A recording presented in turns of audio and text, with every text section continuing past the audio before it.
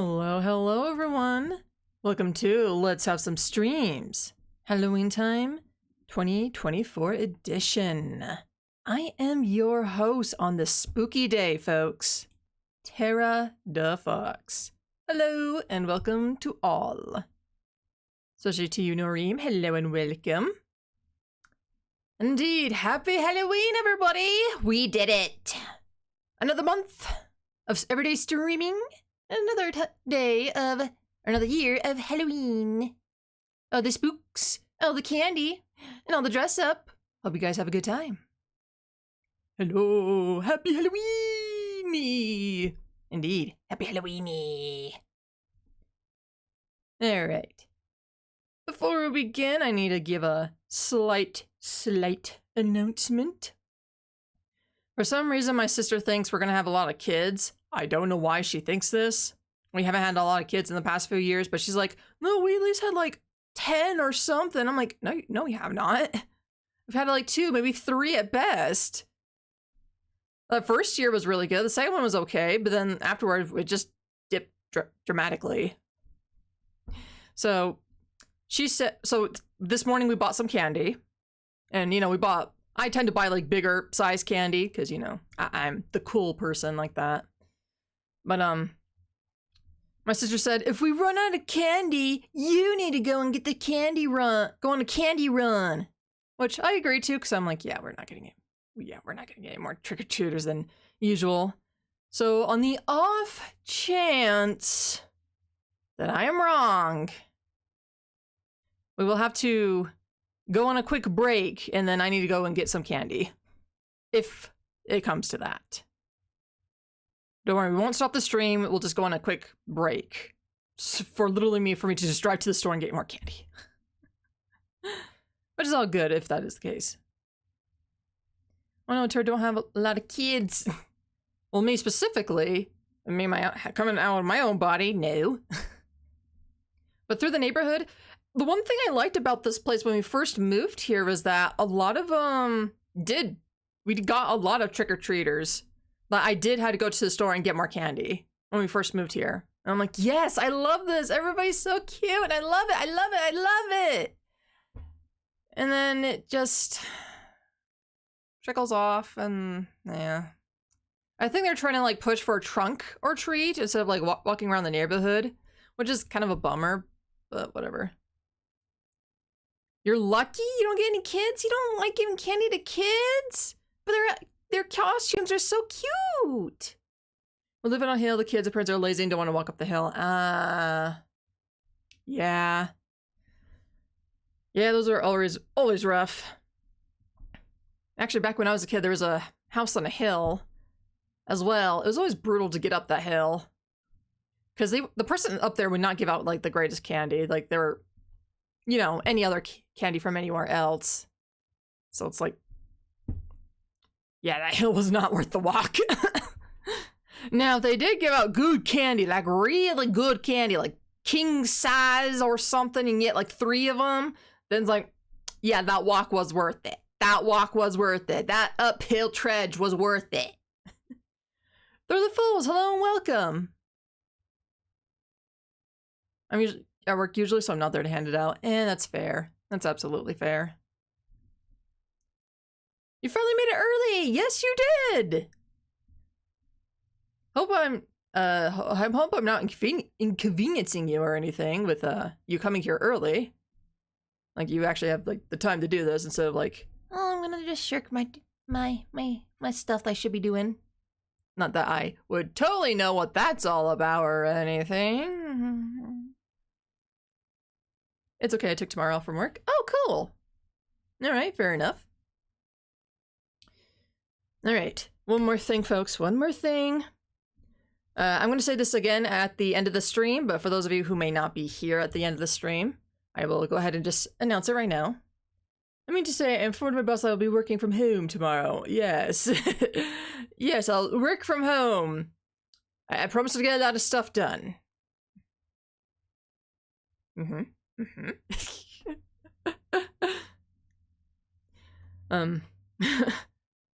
Oh shit, I lost my train of thought. Fuck, no, it was important. Oh. Okay, now I remember. So after today's stream, I'm going to take just about a week off from streaming, just to get, properly rested up. And then we could go continue on with our regular streaming schedule of Mondays, Thursdays, and Saturdays of streams. And of course, next week on Wednesday, we will be resuming with movie night. So if you guys want to tune in on to that, feel free to do so. Let's see. Still deciding on what movie. I have a few possible contenders, so we'll see which one I eventually choose. Oh, another thing. Daylight savings time. It's happening to me this weekend. And I am falling back. So, if I'm thinking this correctly, I could be wrong. But if I'm thinking this correctly, if I'm falling back, that means everything's going to happen an hour later than usual. So our time right now, it's going to happen an hour later. So be prepared for that. That's what we're going to start running into, both on Wednesday and Thursday. Obviously, the time of daylight savings would have passed by then. Someday we won't have any more daylight savings time. Someday! Oh, I hate it so much. It's so stupid. Anywho, we'll have to deal with it.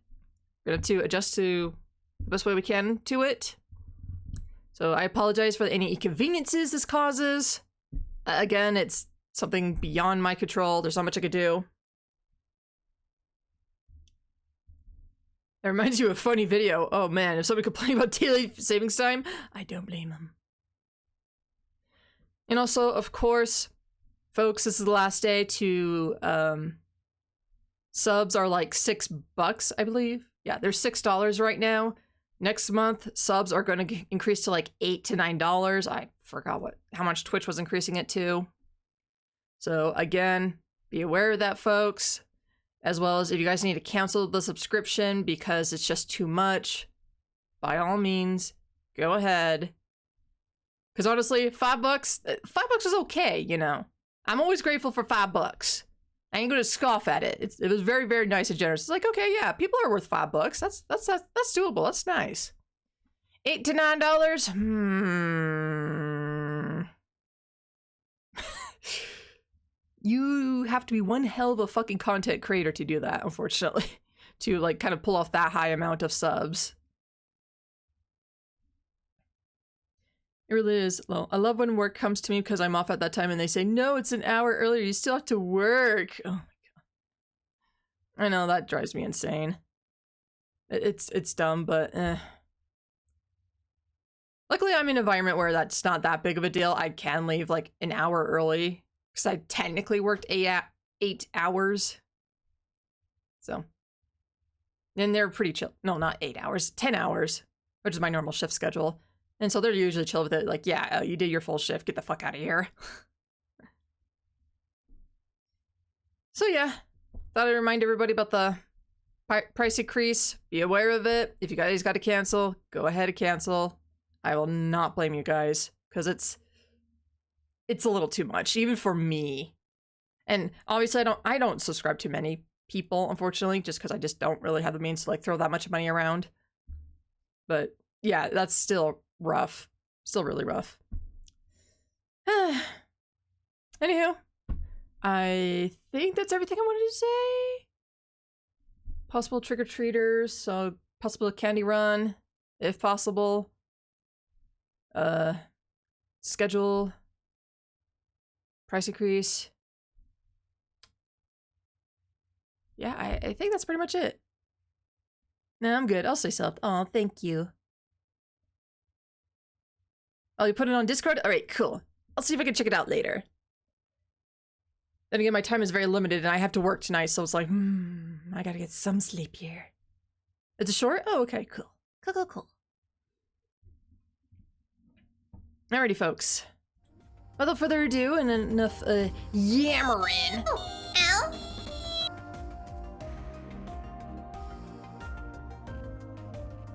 I think it's time for us to go ahead and continue on with some looping. Not so much raging, though, but definitely some looping. Cute.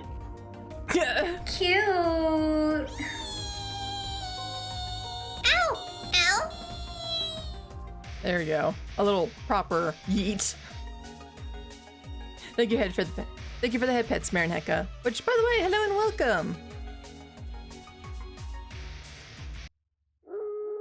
Alright, I don't think we'll be able to beat this loop today, but I think we should get close. So, we'll see.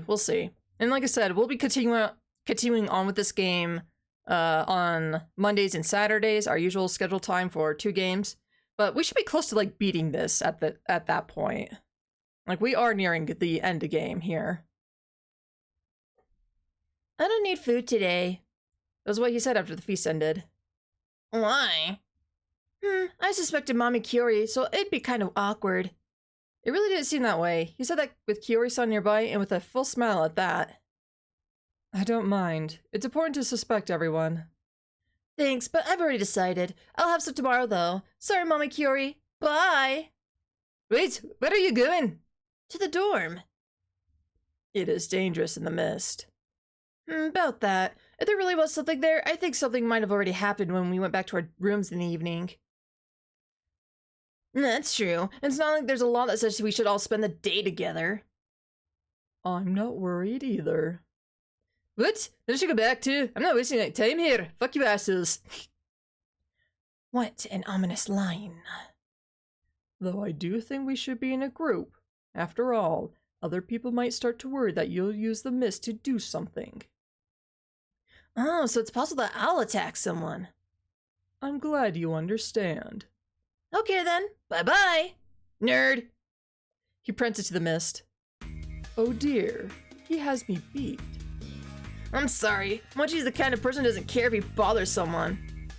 Misato-sama, you should be more dull about this. Oh yes, of course. I'm not hungry either. Bye. Oh crap. Hado-chan! Wait, were you even listening?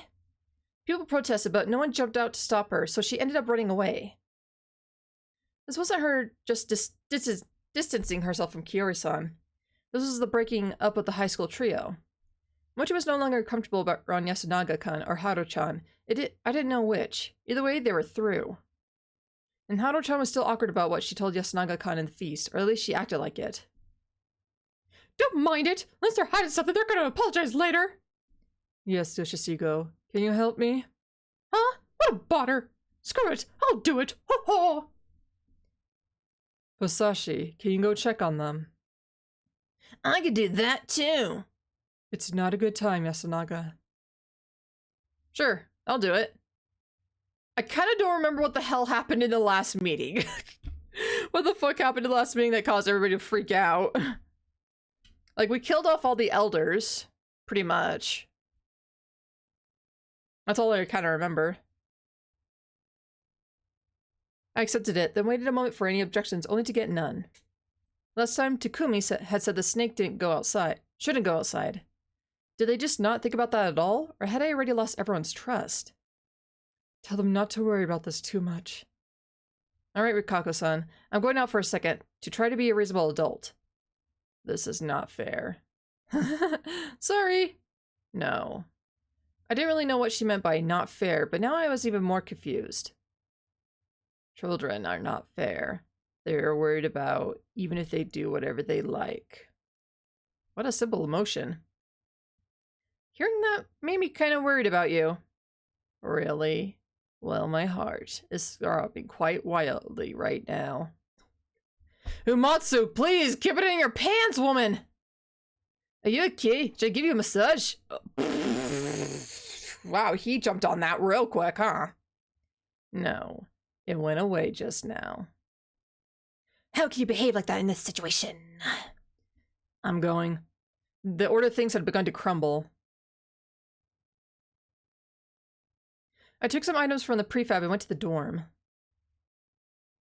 Sitting in front of Haru-chan's room, I knocked on her door. Who's there?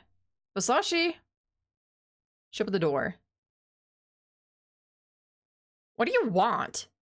She sounded moody, but there was none of the harshness from before. It felt more like she was perplexed. She was probably thinking about that I might have come here as a wolf. I was going to say something, but seeing your outfit caused my mind to go blank. What about it? This is what I wear inside my room. I figured no one wore this kind of thing since the war.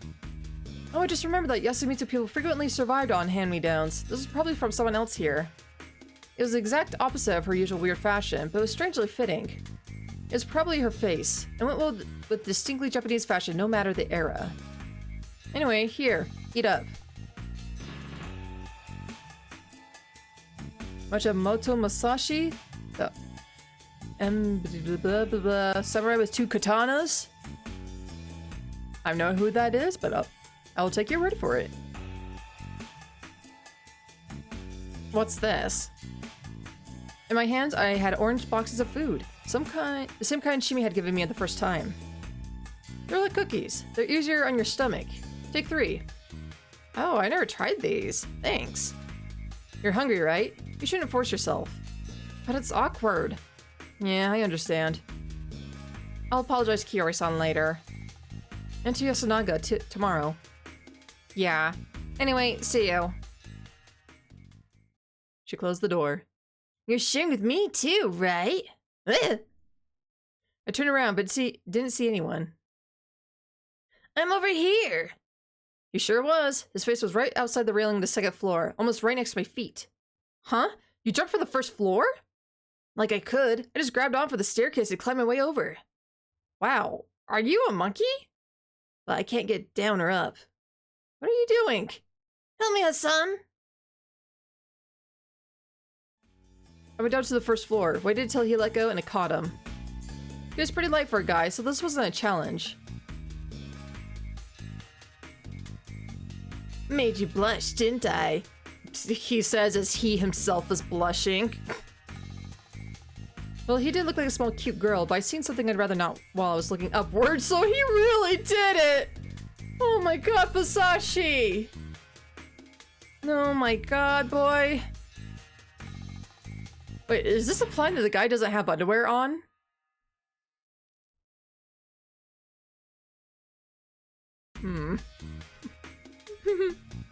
Maybe? What are you doing? Fishing for laughs? No, I just thought you would spill the beans.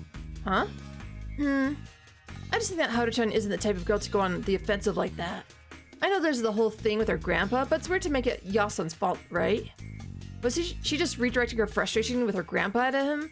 But that'd be weird too. The Haruchan I know wouldn't say anything that make it seem like she's blaming them. She just shrugged it off. That's why I thought that you might have done something to her. What do you think? No way? Well, actually, it was hard to say that I didn't. What the hell was up with this guy's intuition? I just came here to scold you guys a bit and give you some food. Oh yeah, gimme! I did that and he instantly opened it. Oh, sweets, huh? It's sweet, but really good. I love it, Hassan. Don't force yourself if you're that hungry. I just thought that I was in danger of being poisoned. Kiori-san wouldn't do that.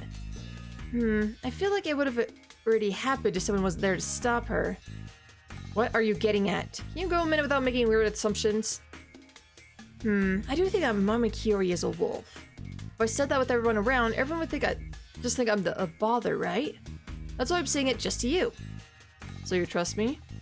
Yeah, I mean, you wouldn't do anything that earned you the corruption, right? I feel like you're hinting at something with every sentence you say.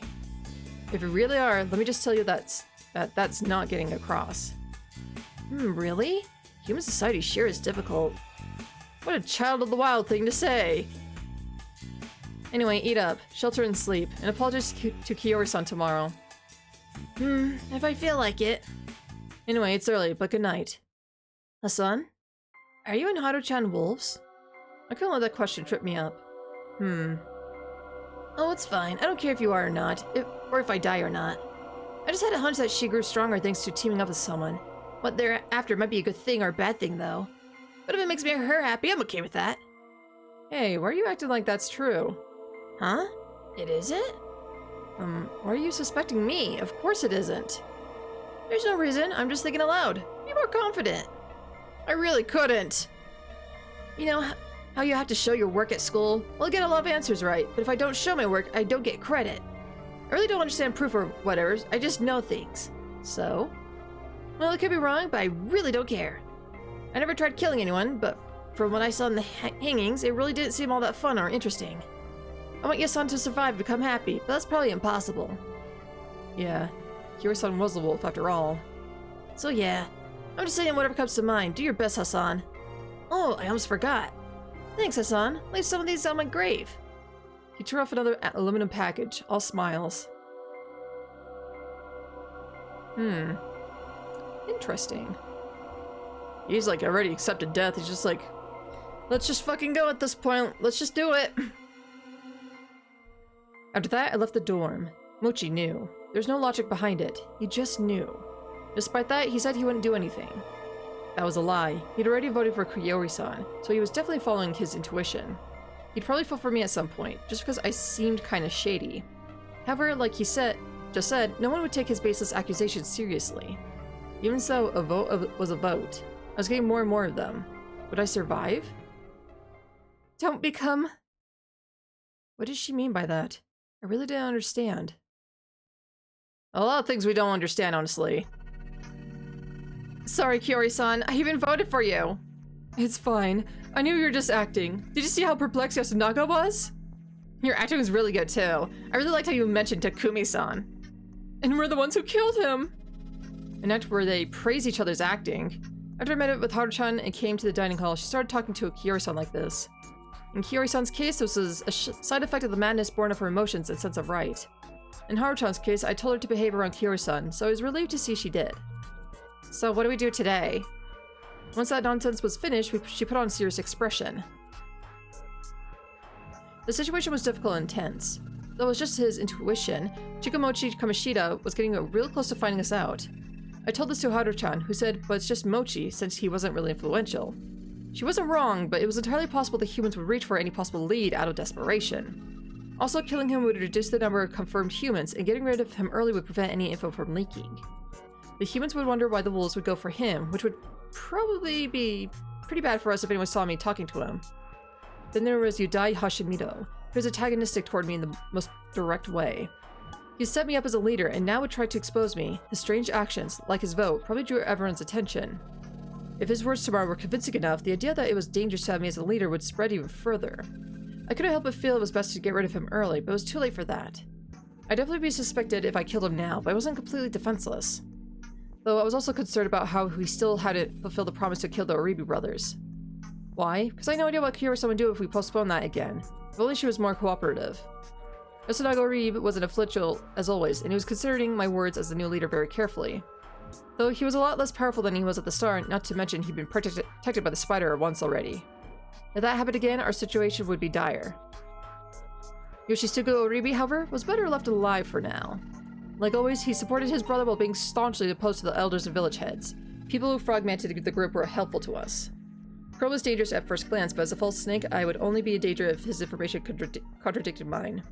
In other words, if there was no contradictions, I could use him to strengthen my credibility. Then there was the spider. To get rid of them, we had to kill either Hisaka Mamaya or Rikako. However, there were more immediate dangers. Right now, I had to pick one of those three. Ooh.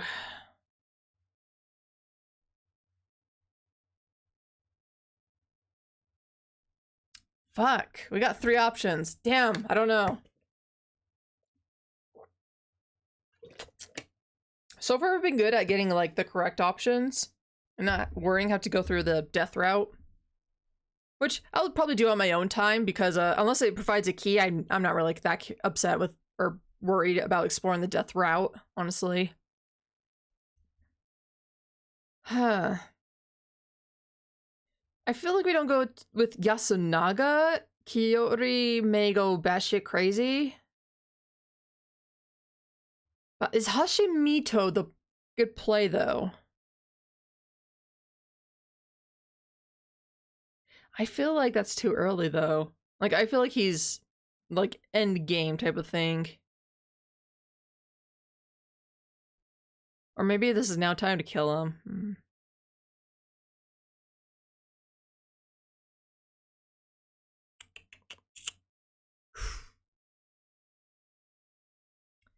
Let's go with Hashimoto. I named someone we had to kill today and provided some advantages of doing that. I hope they would understand, but... Why the laugh? I'm so sorry, Pasashi.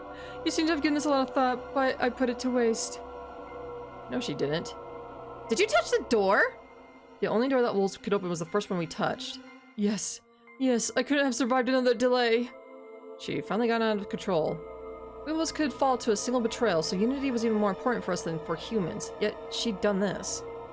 Then again, maybe it was my own fault. I made killing her sons the foundation of our alliance. Whose door did you touch? Yasunaga. We didn't get him yesterday, after all. This night, I went to the dorm right after waking up, before you two even left. Was it unlocked? Yes, I'm sure of it. I even opened it up a bit. That was good enough, then. If we had to kill Yoshitsugu-kun, I'd have to rethink my plans. Haruto was looking at me. She was asking if this wasn't the right time. Yeah. There's no guarantee that she could spend a whole day like a proper wolf after Yasunaga-kun died. In that case... Kira-san, I have a favor to ask you. What is it? Can you die tomorrow? Who would get rid of her? Didn't we agree that I would die after I killed both my sons? Kira-san, think about it yourself. Could you spend the entirety of tomorrow like a proper mother who lost her child, perfectly hiding the fact that you did it yourself? Don't you think you could kill Yoshitsugu-kun right away to find peace? It'd be too hard for you, right? You've already done something without our knowledge tonight. You're not wrong there. Well, I don't mind dying and finding peace, but... Don't worry, we will kill Yoshitsugu-kun, even if we end up losing.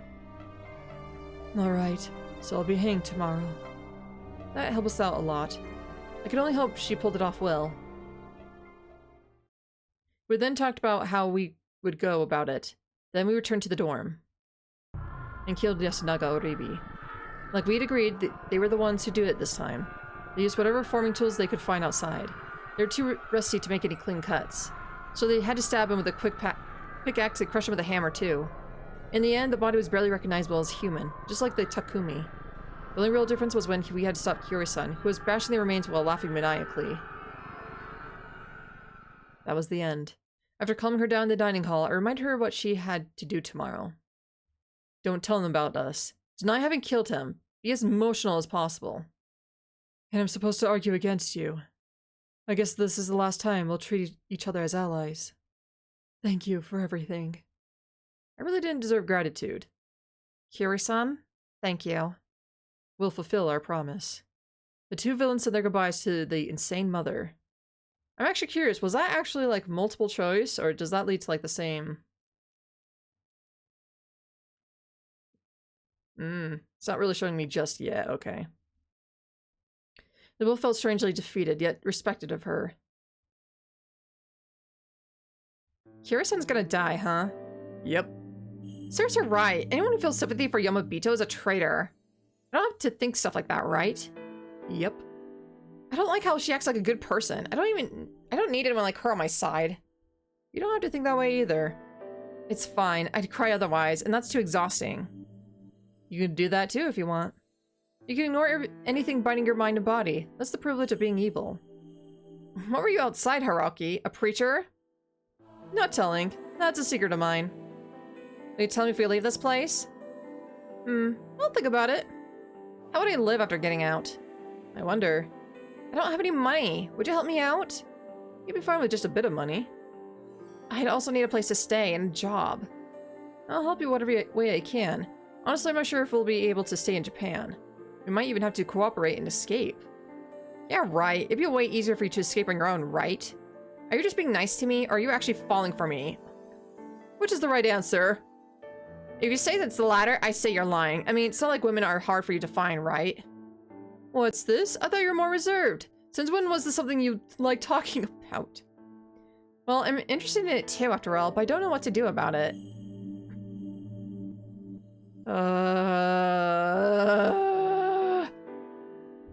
I hate this loop. I hate this loop. I hate this loop so much! I don't want Nichan to hate me. You liked him, right? What does that mean anyway? I don't want him to hate me like being with him, and I want to try kissing him and stuff. That's more than enough. Isn't it a more special feeling, like the only one in the world? Well, aren't you innocent? Yeah, I won't say that there aren't people who feel a special sort of love. Isn't that what's normal? I don't know about normal, but with marriage, at least, it's more like, I guess this person will do fine. Great, thanks for ruining my dreams!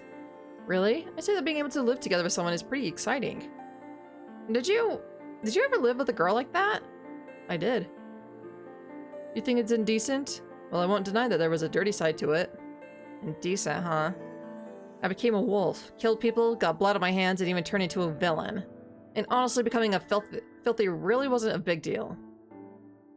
I'm glad you're not chasing me with a stick anymore, at least. Sorry about that. Well, it was an accident, a natural disaster, Hurricane Mochi. Ugh, I'm actually kind of mad now. Why? I wanted you to be unexpectedly pure. What the hell, man? Would you kiss me if I asked? Oh, no. No! No! Oh my god. No. Thank God. So I'm not attractive, huh? You actually turned out to be way more attractive than I originally thought. Oh my god. What the hell? That's kind of mean. I mean that in a good way. You're fun and interesting, and that's always been the deal breaker for me. But that's exactly why I can't do it. Warped affection would get in the way. Warped? It is warped. We'd be criminals licking each other's wounds. That's appropriate for a pair of villains, right? Well, where are your arguments now, villain? How much of that was you? Who knows? But it seems like this girl's ready to take you in. Care to give it a try, You're fine with that? Of course. A flourishing bloodline's always good. Even if the child is that of a villain, that certainly is its own manner of excitement. Perhaps if the evil you speak of mixes with myself, we might be able to bring down the detestable Great Lord Shanai. Well, do you wish to lay with me? I sprinkled some water around us and slapped her. Get a grip, Haru-chan. Don't let her do what she wants. Ow! What are you doing? Tomorrow's feast is going to be rough. Let's get some rest. Good night. I don't think that I like you or anything. But I'm not just saying whatever comes to mind here. You tell me about evil. And I feel like there's even more I can learn from you. I'm serious about that. Good night. Crap. She's becoming more and more my type of girl. Why? Stop! What is your type of girl, actually? Chibi and Uematsu are like complete opposites of each other. What do you mean your type of girl? It's so weird to force. I know, it's just so dumb. I need to be cleansed. Hold on, everybody. I need to be cleansed from reading that. Hold on. Hold on.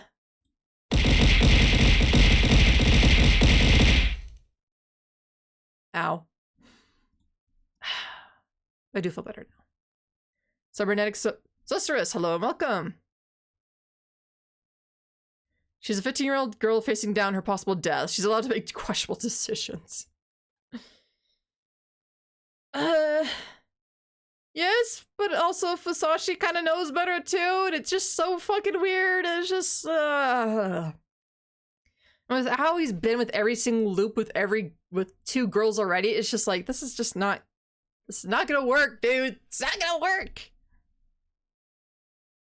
Hey, Haraki at least has enough standards to evade it instead of going along. True. Well, he's somewhat evading it. Other than that, he's kind of like, yes, but no. But yes, but no. Maybe yes. No. But maybe.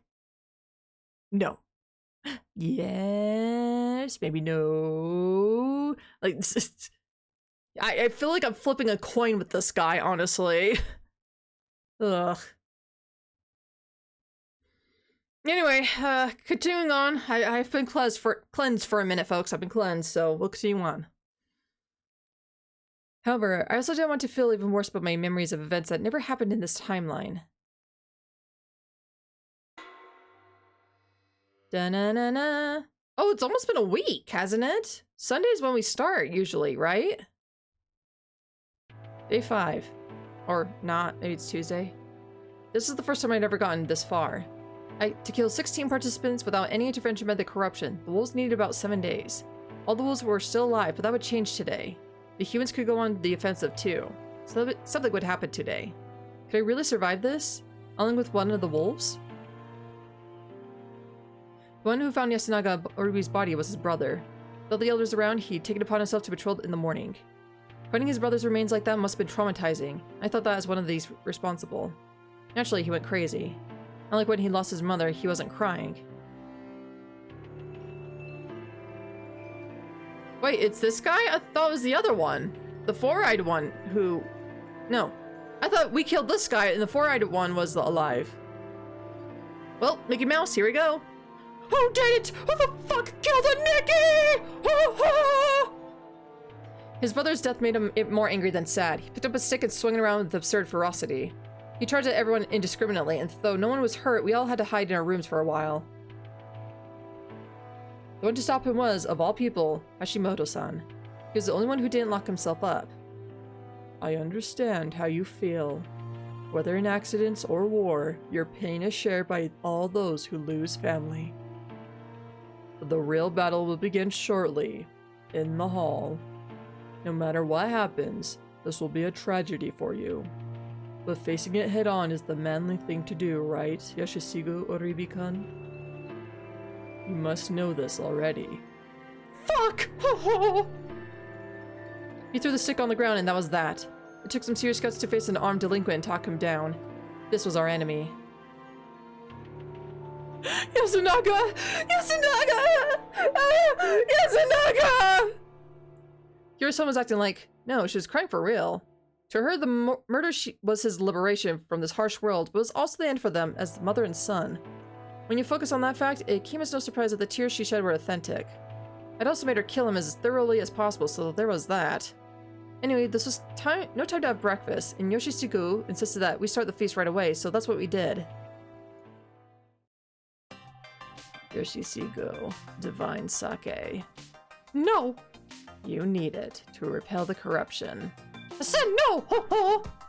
Then let us begin the feast. The old hog was a goddamn human! Angry like hell, he stood up and shouted that at me.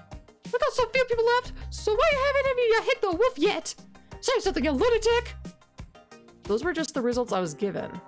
Oh yeah? Then who'd you look into this time? If you say you hit a human again, I swear I'll kill you!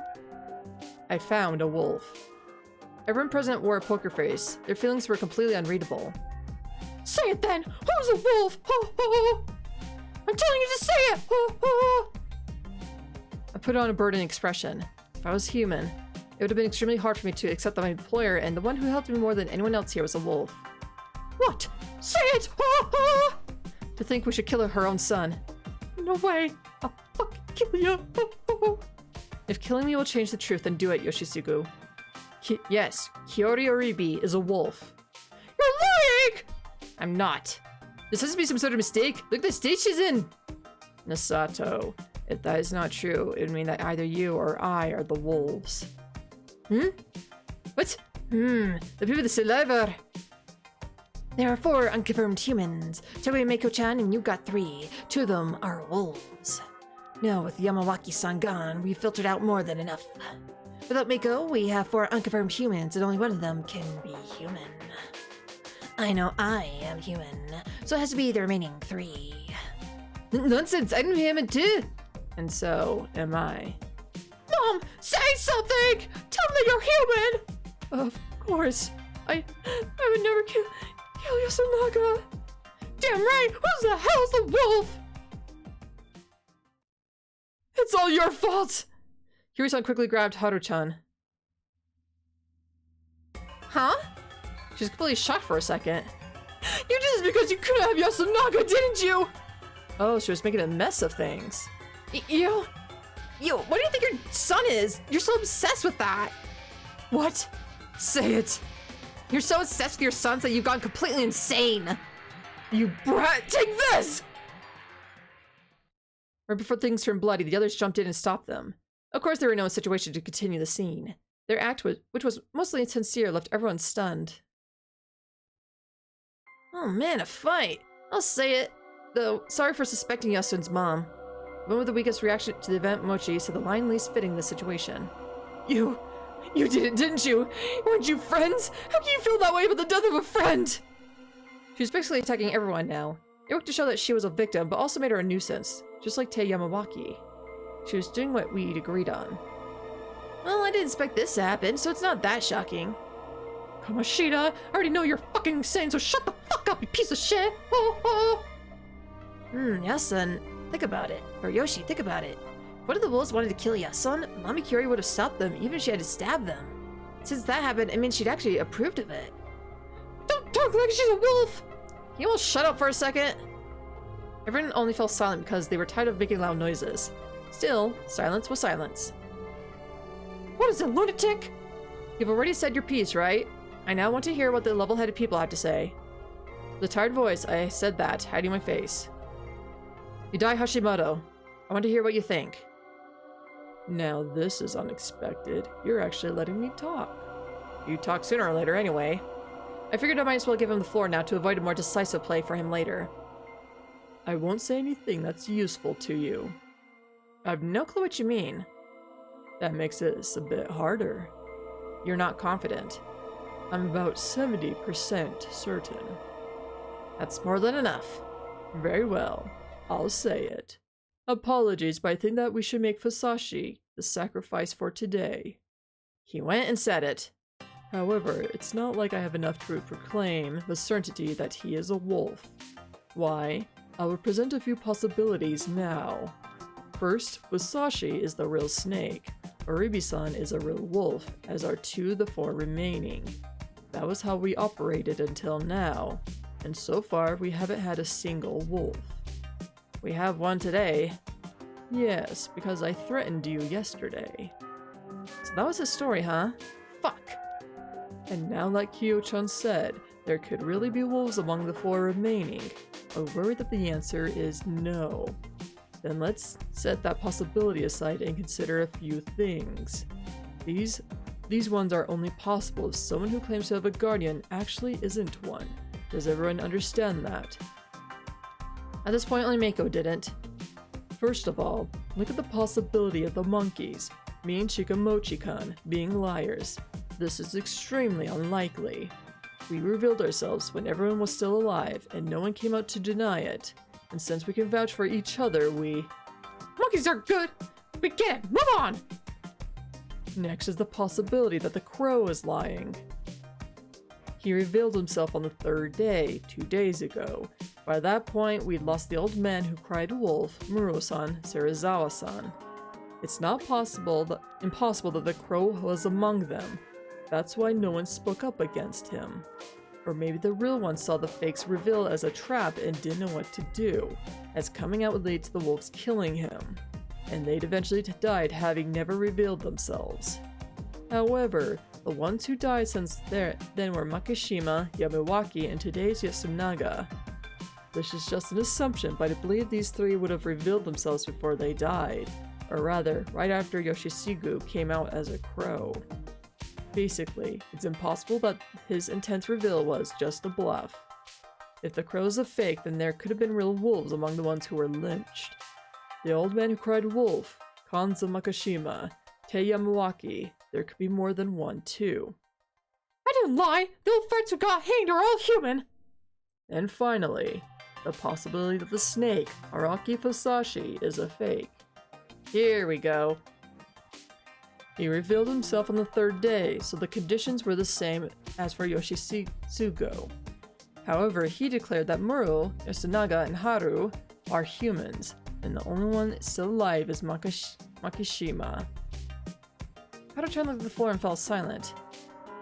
Muro-san and Yasunaga proved their innocence by being killed. However, that isn't enough to prove that Fusashi is innocent. A false snake can still tell the truth after all. Because the wolves supposedly know who the other wolves are, right? Exactly. Oh, one more thing. It's also possible that both Fusashi and Yoshisugu are liars. But I find it really unlikely that 2 with guardians are dead on the 3rd day, and they happen to replace them both. Well, unlikely or not, it's not impossible. But anyway, what do you think is the safest thing to do here? Hang everyone shady! That's one option, but it would take too much time. Let's think about what to do today. Get to the point, fatty! Yoshisugu, are you actually? No, I'm a human, the crow, damn it! Yoshisigu, stop being so aggressive, and Hashimoto, you should get to the point. Everyone's hungry and stressed. Apologies. Then let me say it. I do believe that Yoshisigu is most likely the real Crow. Huh?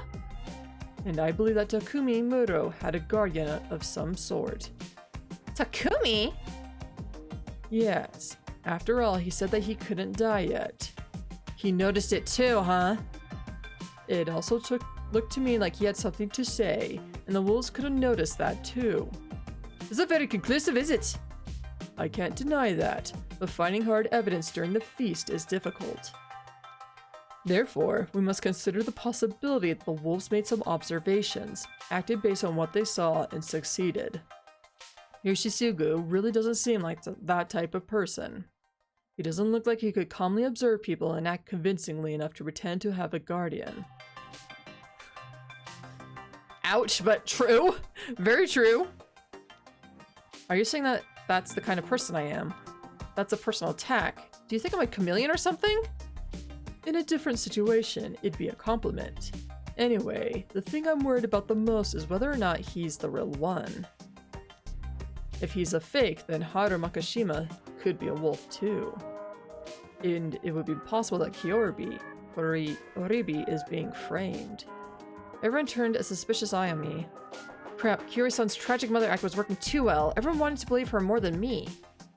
If we keep acting based on his investigations, we would have to kill Kiori Oribi-san, then 2 or 3 more people. Then there would be a need to start suspecting whether Yoshisigu was a fake or not. During that time, the wolves would kill as many people as we did. It would be too late, and that's what I'm worried about. So pardon me, but that's why I want Fusashi to sacrifice himself for us. We'll know if he's real based on Yoshisugu-kan's power. And if he is, we would lynch Kiori and try to corner the other 2. And if he's a fake, we would have to start suspecting Haru Makishima, who he claimed was a human. No, stop! I honestly don't know if we would win with this. In the end, it will most likely be a matter of luck. However, if we let him do as he pleases and let him create groups that should and should not be suspected at will, we would find ourselves with a problem we can't solve. He'd have already done his job as someone who did and did not have to be suspected. If he's really a human, I believe he should really sacrifice himself for us. Oh, I expected something like this. It seemed reasonable, but really wasn't. It seemed kind, but really wasn't. Even so, winning against him wouldn't be easy. His guardian position, appearance, and impression he had given everyone were too powerful to overturn. I'm kind of regret letting you live, buddy. Trying to save your ass. But then again, I'm also the wolf, so, Was the best angle of attack through logic or emotion? I decided. I would simply be myself. I have a counter argument. Yes? You understand the value of numbers. Hmm? Everyone, Hashimoto included, seemed confused. Quickly began to explain. I'll explain on paper. Look. Oh, Matt, hello and welcome! Popping in to say happy Halloween, hope everyone has a great time. I'm packing and leaving soon for a vacation, so legit just popping in to say hi and bye. See ya all in 5 days. Love y'all. Yes, even you, Tara. Get out of here. Just get out of here. Enjoy your vacation, but get the fuck out of here. Don't tell me you love me. Ugh. Ugh. I'm just... Hold on a second. I just need to move off to the side. Give me... Why can't I move my character? There we go. Okay, just give me a second. I just need to,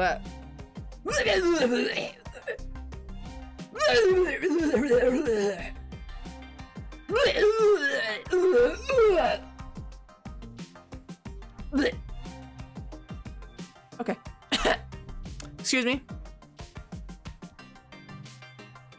If I'm feeling that, see if I try to be nice to you again.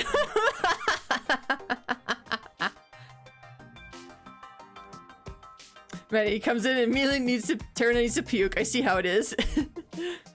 But yeah, seriously, Matt, have a good vacation. Get some rest while you can. And don't overdo it.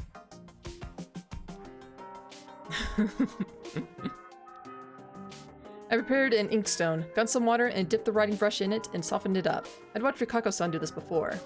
I then melted the ink, prepared some paper, and began writing.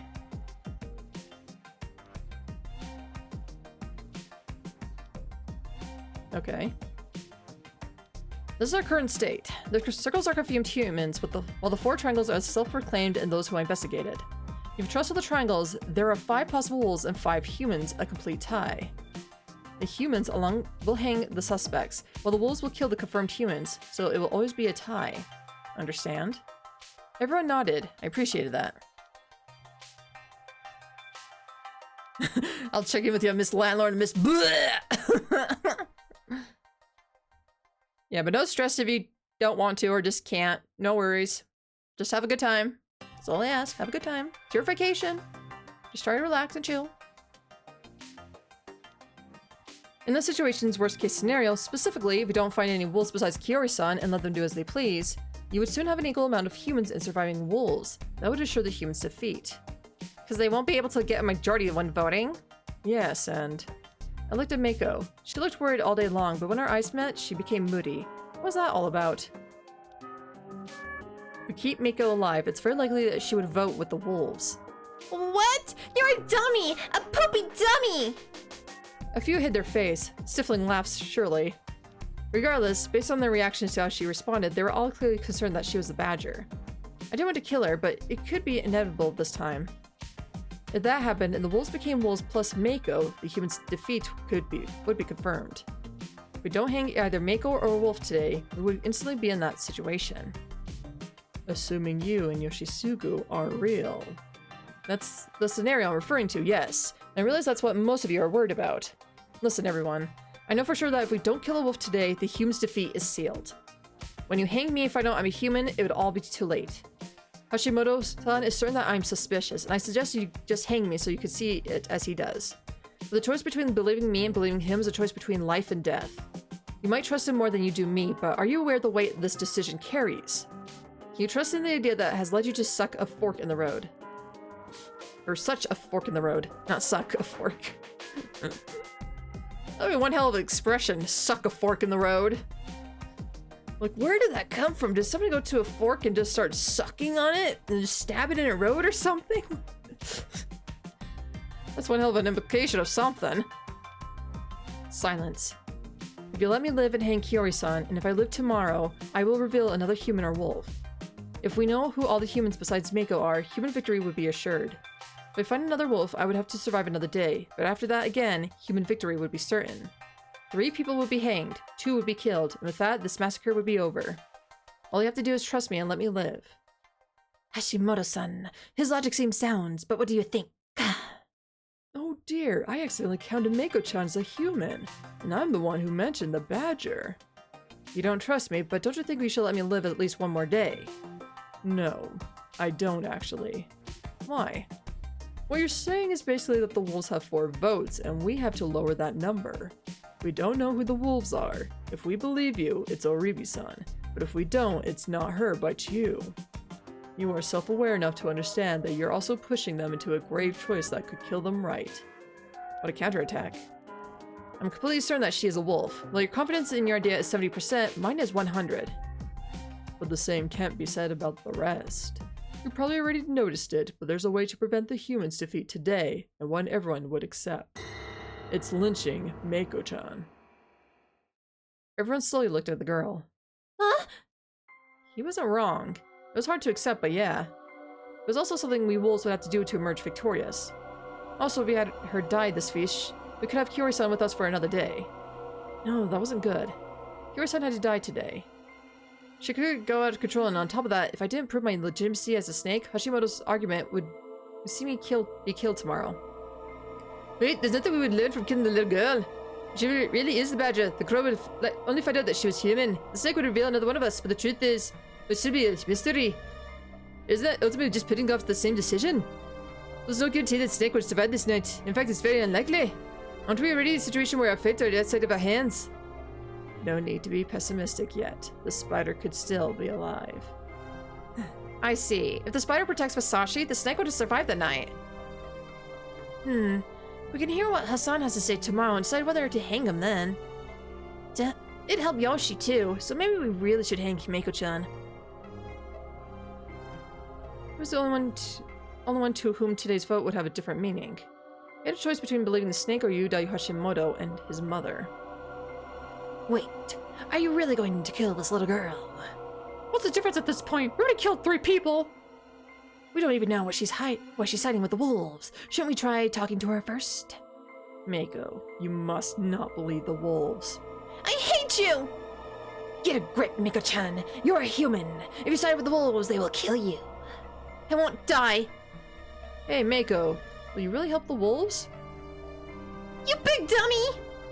I couldn't get a read on her at all. Was I the one who she was so antagonistic to? Crap, they could just believe me. Hanging Kyoryubi would really remove a wolf. That would make me more trustworthy, since the crow would reveal his mother's identity and everyone would accept the tragic truth. Failure meant defeat, or death. This wasn't a case of high risk, high reward. It was all or nothing, a matter of life and death. However, I really was out of options here. Allow me to suggest something. I had already used up all the info I had and said everything I could. First, let's choose between whether we hang Mako, or either Fusashi or Oribi-san. The former is a time extension, while the latter is a choice between victory and defeat. Keep that in mind when choosing. If the former wins, we simply do it, but if the latter wins, we vote on whether we hang Fusashi or Oribi. Wait, we can't vote for anyone else? If we let the votes spread out, the wolves could take control by voting together. We can't lose a single human right now. You didn't have to worry about that. After all, both suspects were wolves. However, his emphasis on how heavy the choice would be probably made everyone partial to hanging Mako. What was I to do next? How would I deal with the aftermath of killing Mako? Another thing, it's already kind of happening, but I think you should be in charge right now. If no one objects, certainly. As if anyone would. Then let's hold the first vote. Umatsu-san, if you please. Araki-sama, the brush, please. Give it back to her. With that, I've been reduced to a mere suspect. Now, those who want to lynch Mako-chan, please. Wait. What is it, Kiori-san? You're all planning to hang Mako, aren't you? Everyone looked at each other. That was probably the consensus, but no one understood why she was asking that. Is there a problem with that? That's just... That just won't do! I won't be able to die! Crap. A moment later, she jumped up and faced Yoshitsugu. Then I'll kill Yoshitsugu! She then extended her hands before her. Huh? What? Darling Yasunaga did! She reached for her son's neck. The next moment, she was blown away. Hashimoto-san tackled her as fast as he could. Oh man! It was incomparable to Takumi-san's tackle from last time. The weight and moment was on a whole other level. You do sumo? American football. That big guy does American football! Really? Well, I guess if he does like short bursts of energy, then I guess it's possible. Smart, charismatic, and strong, huh? Guy just had no weaknesses at all. But... Mom! Hey! What are you doing to her? Get away, you fool! Huh? Mikako-san, get the rope! I'll hold her down. Huh? Everyone's calm. They all methodically handled the sudden threat. Kori lost consciousness and was tied up. Everyone started the vote without her. The only one who voted to hang Mako was Yoshitsugu. Thus, we moved on to the final vote. Haraki only got votes from Yoshitsugu, Oribi, and Mako. Kori Oribi got the remaining 7. Everyone calmly decided to lynch Kiori Oribi. Yoshitsugu! Yoshitsugu! Please, I beg you! Die with me! She wailed those and similar things all the way to the hanging pine.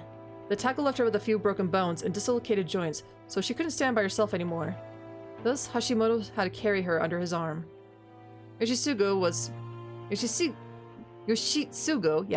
with us too, but only because Haru was dragging him along. He looked like his soul had left his body. It seemed like he wanted to avoid looking into her eyes and hearing her voice. As someone who pushed something like this on Fusashi, I have to take responsibility. Oribi, I'm sorry for making this so hard on you. Yoshitsugu! Yes! With the noose on her neck, right before she was thrown into the mist, she stopped screaming and looked at me. There's no madness in her eyes. Her mind was clear. I felt like that was her way of telling me to fulfill my promise. A fall. A quiet shriek. Oh dear. I killed a person. I made that simple and extremely belated observation. The son, now both an orphan and only child, collapsed to his knees. Don't worry, son. She kept her promise. Most of that, no, all of it may have been an act. If she hadn't done that, it was likely that Mako would have been hanged. And tomorrow, it would have been my turn. I was both thankful and apologetic to her. After all, I couldn't fulfill my promise yet. Without its owner, the dining hall had become an extremely empty place. It felt like its soul had left this world, or like its mind was elsewhere. It was noon, yet no one had eaten anything yet. I volunteered to make something, but Kyono Yosuke said that they wouldn't trust me yet, so I refrained. The one who picked up the responsibility was Hashimoto. You can cook too? God damn, the guy... Well, it doesn't surprise me the guy can actually cook. I mean, he's traveling, you kind of have to, like, learn... Well... Anyway. As it turned out, not really. He just made some plain vegetables boiled with some basic seasoning. It wasn't anything delicious. He wasn't perfect, thank God. He was simply a human who was a bit more fearsome than the rest. We couldn't leave the dining hall for the whole day. Yoshisugu wanted to be alone, but the poor guy wasn't even granted that. With the state he was in, everyone was worried that he would pull something, so they didn't make an exception even for him. How could a doting mother like that kill her own son? She said that when he went to the bathroom. It was an extremely normal question from a normal person. If Chimi was alive, she'd have probably said something like, no one can resist God. I could now vaguely understand those words. The thing about binding the people Yasumitsu, the thing lying dormant with Haro-chan. It felt like it was closer than ever, just beyond the mist. Of course, no one answered Mamayo-san's question. Haraki being so damn envious of Hashimoto and grasping at, oh, his food is not super delicious to prove he isn't perfect. Yep. He's trying to get whatever brownie points he can, okay? He's inferior in a lot of ways. Hakushi, hello and welcome.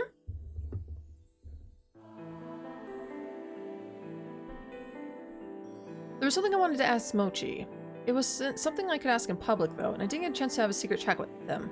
By the way, I wanted to double check. Is this actual... Yep, okay, that is...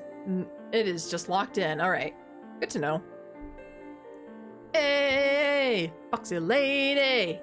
Wait, no. That's the wrong lyric. I believe that's been told to me once or twice, so I accept it. I can acknowledge it as the correct lyrics. It wasn't something I could ask in public, though, and I didn't get a chance to have a secret chat with him. There are still people who are weary of you, so I will testify that you went back home and stayed there. When it was time to call it a day, he put some pressure on me. You're the one who's weary of me. Maybe. Who knows? How great would it be if all my worries were baseless? I agreed with him on that. He was right about a lot of things. However, he couldn't leverage it well. And this was despite his persuasiveness and connections. Why did he lose? One of the reasons he was underestimating the madness controlling Yasumitsu and the unity the wolves shared. Another reason was my ability to cheat. Death looping! Yeah. I made another fan art of you and gotta say this time it cooked. Oh, you did? Oh, that's so nice of you! Alright, I want to take a quick peek at that because I'm a little curious. A little curious.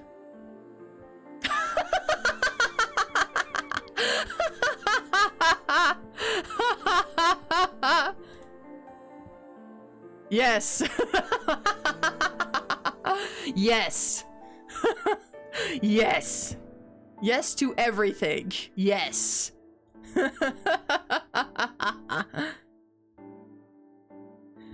Nintendo Witch, yeah, that was pretty good too. That was really good. Thank you so much. Really appreciate it.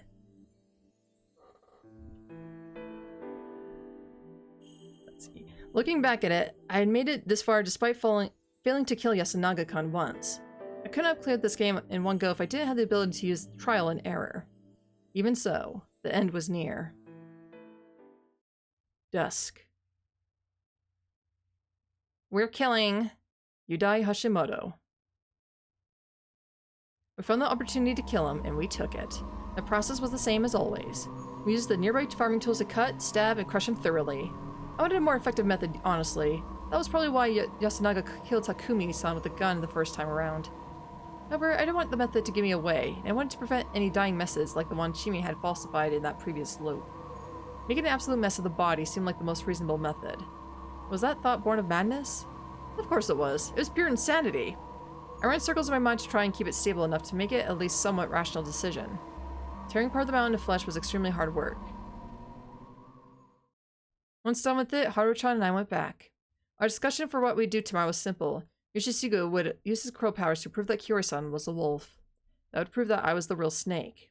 We'd hang a random somebody tomorrow and use the night to finally get rid of the crow. The day after tomorrow, there would be 6 people left. With the badger on our side, we'd have 3 votes. Is Mako really the badger? Most likely. I'm not sure if she'd actually betray the humans if we revealed that we were the wolves. Why is she so antagonistic toward me? She's a maiden. Huh? Nothing. Well, I think it'll be alright. But to be sure, we should depend on something more reliable. Yeah, exactly. We should kill Rikaku Umatsu or Kinosuke Nasada and use the night too. Kill Mochi, right? You okay? I'm used to it. Boy, have I changed. I'm actually used to killing now. Wonder if I'll be able to live a normal life after this. You can atone for your sins or whatever. You're still underage. Would you be facing capital punishment? I don't know. Though I doubt they'd think it was involuntary manslaughter. Then let's run away. We talked about that yesterday, right? The sin is the same either way. Is it now? We'll meet again no matter what, right? Sorry, let me rephrase that. I'll be with you no matter what. She's making less and less sense to me. Don't say that you've fallen for me. It's uncool. Don't worry, I won't. It's uncool. Huh. Wow. He's right. Murder's okay if you are a minor. You definitely won't be tried as an adult or anything.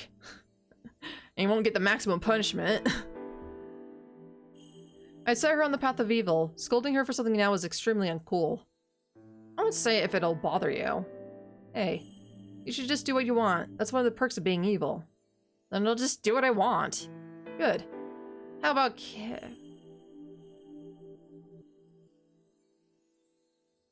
I need to be cleansed. I need to be cleansed. I need to be cleansed.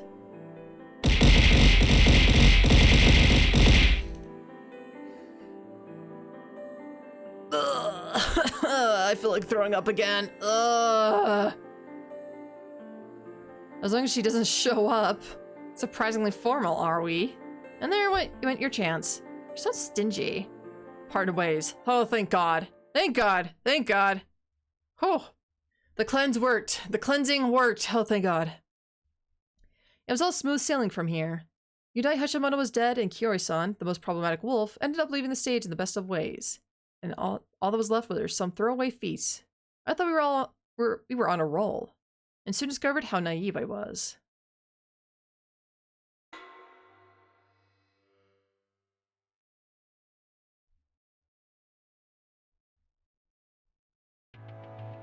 Hashimoto-san! Strangely enough, Mamaya-san didn't lose her composure upon seeing the pile of gore Hashimoto-san was reduced to. She stood frozen in place, and her voice was shaking, but that was it. The image of a woman trying to bear the shock of pain was both beautiful and moving. It seemed disingenuous to say that, considering I was the one responsible for her suffering, but I couldn't help how I felt. However, what she did next sent a chill down my spine. She ignored Hashimoto's body and walked over to a shirt Hashimoto had left lying in a corner of the hut. She moved the shirt to the side, exposing a camera. Were we recorded? Had he planned this with Mamaya-san ahead of time? I hadn't taken any precautions against that. While dismantling the body, we'd even talked to each other. She skillfully manipulated the camera. Did I have to destroy it now? No, I had no excuses for that. The charade would be over. Maybe we could try going wild like Chimi and Mochi did. What's the point of that? I had to survive. If I went wild by myself, Haru-chan would... Again, what would be the point of that? She was just a girl you'd find anywhere. She got into a different situation, accepted a difficult reality, and learned from it just like anyone would. Even though it was hardly a normal form of growth, it was charming and beautiful to us men. As much was obvious, but was it worth protecting with my own life? That question to be answered with a no. However, I turned around and looked at Haru-chan, standing at the end of the group. She had a knife in her hand. I slightly shook my head. After a moment of hesitation, she returned it back to the murder scene. It was a foldable knife covered in blood belonging to Hashimoto-san. I picked it up and used it when we were dismantling the body. No, that didn't mean anything to us. If I hadn't turned around, Haru-chan had surely went wild on her own. She was obviously going to protect me like that, even if it meant getting herself hanged. Oh man, I really liked that, but I finally found the theoretical justification for scolding her properly.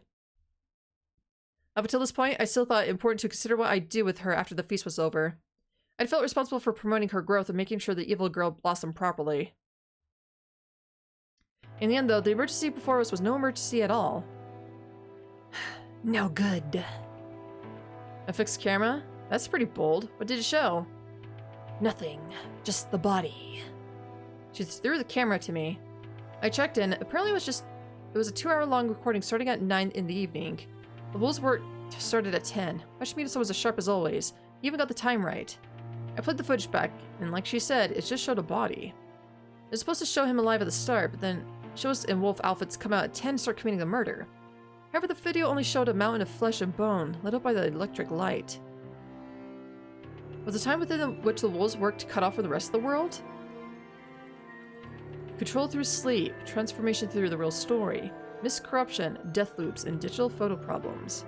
Was all this connected to God? In this timeline, I gained a bunch of information and info that brought me closer to the truth. It gave me a little bad feeling, though. What if the truth and the subject of fear were one and the same? What if I never reached the truth? A limitless mystery meant limitless fear. Mom! Was a wolf! Everyone reacted with relief or surprise. Yoshisugu and I had reached the same conclusion. He seemed like the real thing, and it was hard to believe both of us were wolves. That meant that I told the truth, making me the real snake. I found another wolf today. It's Kyonosuke Misadoshi. Thus, my lies would work. The kids be! I am human! As you it is, Hiraki Fusashi! You were a wolf all along! And that was why his overreaction seemed like the pathetic struggle of a wolf. All that was left for me to do was lie until the end. I'm not lying. Yeah, you said the truth. I see, so you got rid of the wolves just so you could survive? Rikaka-san, you're no wolf, are you? No, I am not. Miss Maria, you? Well... They both looked at each other with suspicion. There were only 2 wolves left, Kyonosuke and someone besides the wolves. Well, I understand your suspicions. There's only 6 people left. 2 are wolves and 1 is the badger. It won't end until all the wolves are hanged. The choices are hard to make, and all we have to rely on are the snake's messages. Also, the one who died last night was Hashimoto, who was antagonistic toward Fusashi last night. They weren't what I call enemies. His suspicions had a reasonable basis. In the end, even he voted for Kiori-san yesterday. He probably decided that she was a danger who had to be removed from the feast as soon as possible. He said I should be wary of you until the very end. It's entirely possible that you'd order Kiori to do something self-destructive. Maya, I thought you were with me in Hashimoto on the opinion that people aren't driven mad so easily. I've seen more than enough counter-arguments for that here, and it's possible that you were like that from the start. You could be insane enough to order her to do that. Like it was nothing, and she could have been insane enough to comply. And if that's true, we're being played like fiddles. I've had enough. Had enough of being suspected no matter what I do. Of course you would be. You're a fake snake. And you're a fake human. We're the same. No one trusts either of us. We're unpopular outcasts. Oh, who'll win this one? Chikamochi, you little... I'll believe Fusashi-san. He even said that I'm human. Really? My intuition tells me that sounds pretty shady. Miss Maria, can I assume you don't believe him? She was conflicted, obviously. Rikaka-san, you... I find it hard to believe that a wolf got rid of a wolf. But from my perspective, that's exactly what happened. The wolves are 2 mates and a child. There must be a strong bond between them. While we fear the mist, respect the feast, and find it acceptable to hang others for Yasumitsu, the wolves would most likely help and protect one another. That may have been the original intent. Then maybe that was Kiori-san's self-sacrifice for the other wolves. Like hell! She was made into a wolf, forced to kill Nikki, and went insane! That's it! She was thinking any evil shit! That was probably how have been if I were local. Perhaps Kuro-san might have been thinking something like that too. She died because of a bargain. Her giving up on a life and my sinister plotting. Kako-san was right, there was some sort of bonding between the wolves. It didn't apply to us outsiders.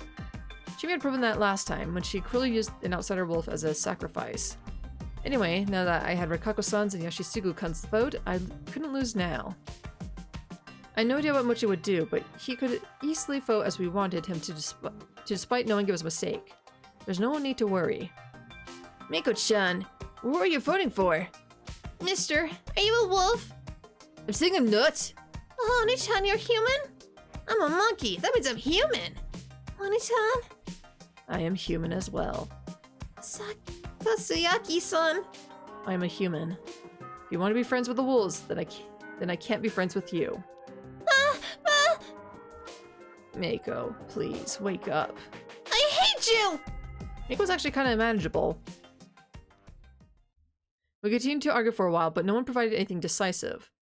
Noon came and everyone became even hungrier and exhausted. Even so, no one said that we should have voted because it was clear to us that the results would be inconclusive.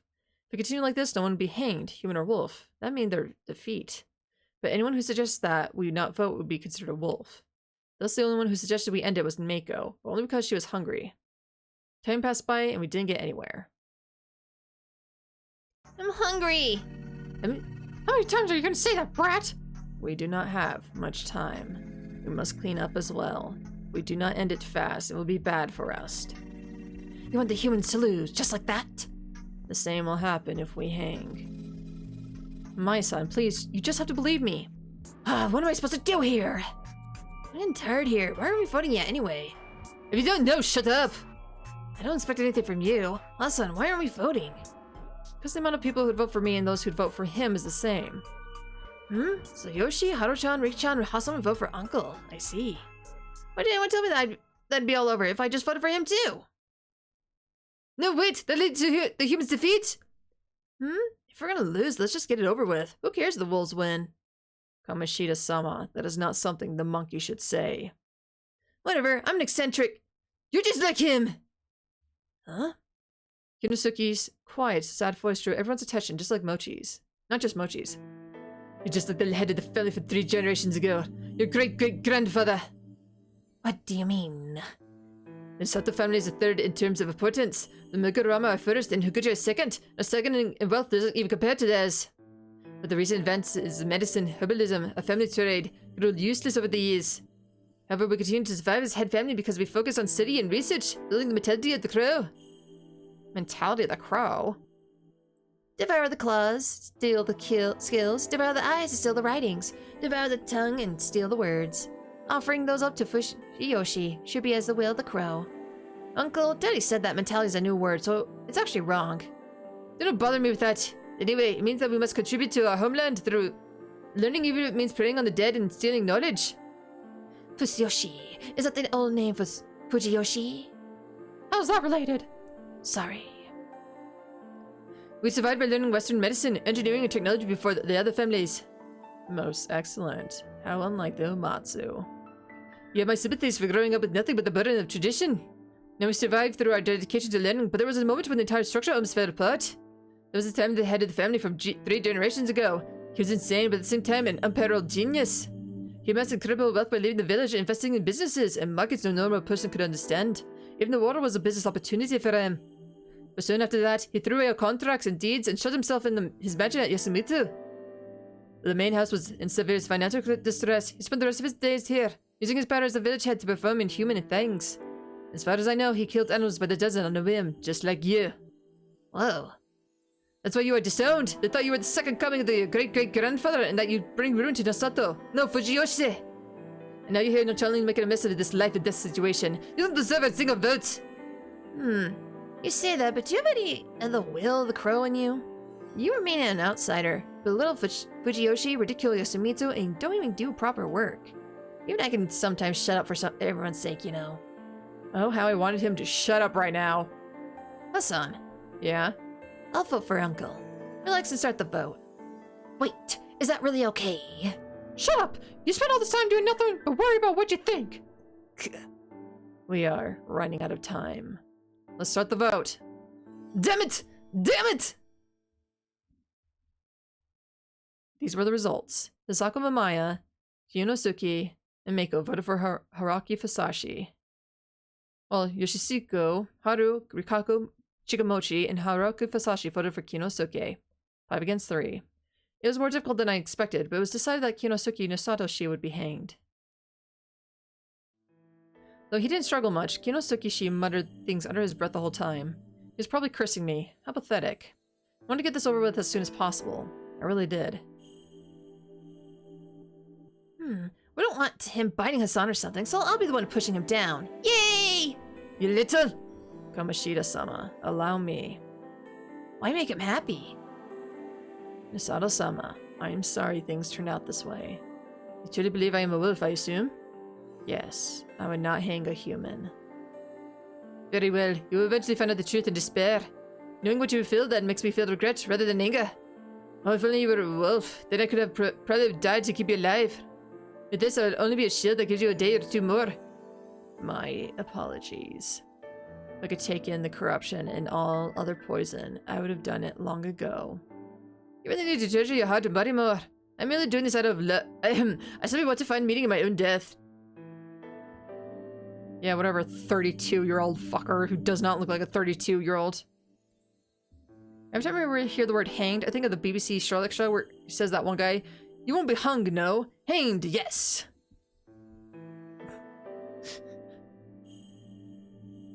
Sherlock. BBC Sherlock is the bit of a grammar Nazi. Haraki Fusashi, hear this. Your misdeeds will become known whether you win or lose. However, find whatever semblance of pride a villain like you may have. Stop doing things to make women cry! Since this is the last time we'll talk, let me clear this up. There's nothing between me and Rikako-san. Yes, indeed. Also, are you aware I am not a wolf?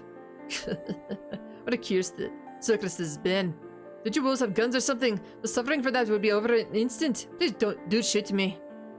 I'm willing to praise your excellent performance, but honestly, I've had enough. I had enough of looking at your face, too. Fine by me. Just fucking go! You don't have to tell me that. May I? Please back away, Rikako-san. But... Back away! I shall do this myself. She backed off. Until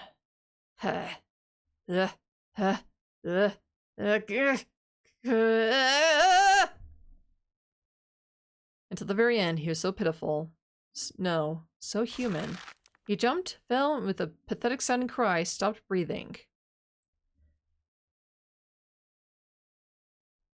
What's your favorite depiction of Sherlock? I don't really know that much about Sherlock, or read that many, or seen that many. Honestly, the only one that I've officially seen was like the movies that they did like 10 years ago. Or maybe longer than 10 years ago, I don't know. But that's about it. Those are the only exposing Sherlock stuff I know of. Reminds me of Blazing Saddles, where the main character escapes by being lynched, and a later side character finds out he is alive and goes, "I thought you were hung." The main character says, and you're right.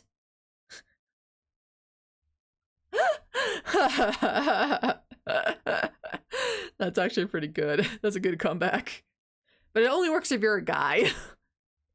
Almost the baddest moment for Kyo if he'd actually committed to it immediately after saying he'd jump himself. Yeah. Did you see Death Note? It's not exactly referencing Sherlock, but the detective minigames are sick as fuck.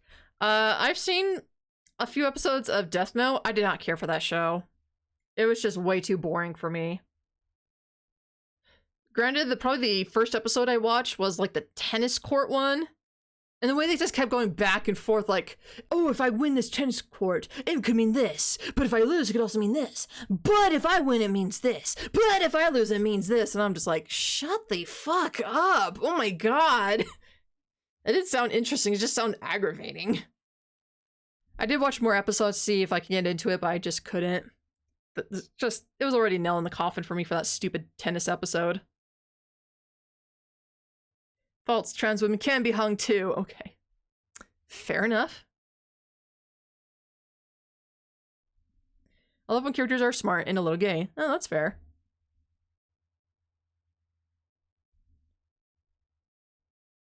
I kind of like Psyche. Who's Psyche? Who is Psyche? It's basically Sherlock and Watson. Oh. Okay. Watson and Watson. Alright. Everyone separately whispered and rise not and left the graveyard. Things were going as always. Until the moment. He's right. She said that. I completely forgot. We said we'd search for the gun Sarisawa-san used to kill herself. Everyone froze. I believe we should fear the worst, that the wolves took both the gun and the bullets. I do understand that it doesn't make sense to fear a gun that, for all we know, might not exist. But I do believe we should check everyone's rooms. I'm not sure they would hide it somewhere so obvious. What do you think? I think it's important to show that we're willing to search. Let's do it. Fine by me. So they just make jokes of references the whole time. During the second feast, after Chimi had died, we talked about where the gun may have went. But after we hanged the old wolf guy, everyone had forgotten about that. I was actually curious about it too. Honestly, if I had to guess, I'd say that Great Lord Shinai cleaned it up, just like he did with the wolf outfit. It would be bad for us if Mochi or someone else got their hands on it. I'd forgotten it this far. I really don't want to die to a goddamn gunshot right before the finish line. Yeah, strangers should just leave it. Should look through everyone's houses, whether they're alive or not. We'll be in one of your rooms, won't it? Just so you know, it's not clear whether a wolf actually took it. If you ask me, you're not free of suspicion yourself. Alright, sorry. Let's stop wasting time on this shit. Good. We don't have much time, though. Mochi, Yoshisuga and I should be enough to finish cleaning up Hashimoto-san's remains in time. We should give a look at to all of them, even if it's brief. If it's not enough, we can look around more thoroughly tomorrow. That is true. It will take time. It will take time, after all. I'm gonna start with the men's place first. Whoa, pervs. Don't mess around at a time like this! Kamoshida, I don't care! I ain't hiding anything! I don't want to do that. You might can have the men's rooms. We'll check out the women's. It'd be best to look around as a group given the situation, but that'll work for now. Very well. We will begin by looking at things left behind by the women. Fine by me. We'll go then. Yes. It pains me to have you do this yourselves, but please. The cleanup was unexpectedly easy. Of course it was. We cut them into smaller pieces to make it easy. After 4 trips of putting his remains on a door and carrying it to Saranaga, all of him was in there. We also threw in the body, futon, and the clothes we used to wipe. After we washed our hands, we were done, so we went to join the girls and search for the gun. They were all in the dorm. Haru-chan's room. Their faces were completely frozen. What happened? After a moment, I realized. No way. A mistake. A mistake like this? But Maya-san was holding a new dark flashlight. It's really new. Foreign made. Well designed, too. Must have cost around 5,000 yen. There's still batteries inside. They're still foreign and look like the ones that come with the flashlight. Why would anyone need this on nights when they'd have to shelter? Sakuma Maya's face was soon warped by a look of victorious, decisive rage. Why would a girl that barely gets an allowance have something like this? I looked and noticed that Rikaku Matsu's face was full of contempt and mercy. Who bought this outside the village and gave it to her? Haru Makishima's face was pale with fear, despair, and realization of her failure. Haruaki Fusashi! Haru Makishima! Do you have any excuses? I had to think. There had to be something. Haru-chan's face might have said it all. I had to be able to explain it and let us both get through this. There had to... Crap. All the lies I could think of would only let one of us survive. Me. Oh, it'd be pretty forced, but I had to turn the flashlight into a personal gift from me to her. She said she liked SF movies, and I happened to have 2 flashlights, so I gave her one. I completely ignored the foundation that stated that everyone else would know about this if we talked about it at night. But I could force this and make them believe. A few seconds passed, but I was still in the safe zone. That's, Shut up! I blacked out for a moment and fell to the floor. A dual impact slammed into my face just now. What are you doing? Don't let this asshole talk! Of course I wasn't in the safe zone. The Feast of the Yomi Purge was a game of communication, but it did forbid violence. Some got the upper hand by communicating using only words, while those who couldn't would naturally try getting their point across through their other means. I underestimated that fact. Yoshisuga Oribe's violence quickly neutralized me. Head, back, arms, and legs still hurt from the sprain. Chair, sticks, he used whatever he could get his hands on and beat me senseless. Oh my god. Couldn't resist in any meaningful way. He was well trained and had the motivation, bloodlust, to go with the violence. I continued like till Rokako brought a rope. My consciousness was faint, but I hadn't lost it yet. By the end, I just meekly begged for him to stop. I might have even cried. But I was shown no mercy. Before I knew it, it was dark. It seemed to be in the prefab. In the end, I didn't know what was what, so I probably lost consciousness. Well then, everybody just fucking freaked out. The wolf outfit was right next to me. Time for work, huh? I could move, somehow. A bit of wiggling around and I felt something fall off of me. The rope tied me around me had been torn and undone. Moving around caused me pain so immense I couldn't even moan anymore. Even thinking was a challenge. I could do anything like this. The clothing was right there, but I couldn't wear it, get up or walk. Oh. They beat me to a pulp to see whether someone would dial it with me like this. So there wasn't any need to remove limbs, huh? A good beating was more than enough to incapacitate a person for the night. I'd probably done the same to Haru-chan. We were checkmated. Oh well, this was just a careless mistake. Those sort of happen. I just wouldn't give Haru-chan the flashlight next time. She could have easily gotten this far without it. That is wrong, villain. I heard a voice right next to me. Fighting the pain, I turned to the source and saw her wearing that weird outfit. So you do not understand just how happy she was when you gave her that gift. Surely you know that women are animals who enjoy tribute. Without it, she would have still been treating you like a stranger. And then, there's a hoarse voice. That must have hurt her throat. Then, next time, I'll bring her something consumable, like some sweets. It would do you no good. This is simply a natural result of drawing too much suspicion. A single hair from the filthy wolf hide would have resulted in the same outcome. Surely you know by now that humans are predictable creatures. I shall not call this fate, however. It is merely that similar circumstances prompt similar actions. Humans are more like machines than you would expect. She had a point. A different situation would cause a different reaction. That was natural. On the other hand, a similar situation would cause similar reactions. Are you saying that my death here is inevitable? Oh my, oh my. I had said nothing of your death, villain. Let us journey to the Mist Mountain. This will be our final tryst. I took her hand and, strangely enough, managed to stand up. She got me in the wolf's clothing. Some water all over it, and the murderer was assembled. She then took me by the hand and led me to the darkness and mist. Why am I alive? Also, why is Haru-chan okay? Okay? She was beaten senseless. She simply didn't look as villainous as you. There's nothing more to it. Good point. I acted the good guy and lied to them with every breath. The only reason you and the girl are alive is because they were afraid that the corruption would take them and they killed you. Who pointed that out? The one who likes this girl. Mochi, huh? He probably said that just to keep her alive a bit longer. Now, who would you kill? Yoshisugu Oribi. The crow? If you let him live, he'd find out that Kinosuke Nasada was a human. Good. Good. Struggle. It suits a villain like yourself. What a mean thing to say. Are humans that comical to you? Always try to live proudly. To me, all their attempts are worthy of affection. Beast, huh? Yeah, I really was an insane villain. A wolf. Then, I would just struggle until the very end. I killed Yoshisugu Oribi, and mustered some fighting spirit and hatred for what he'd done to me. A hit on the head, another one, another one, another one, and another one, and another one, and another one.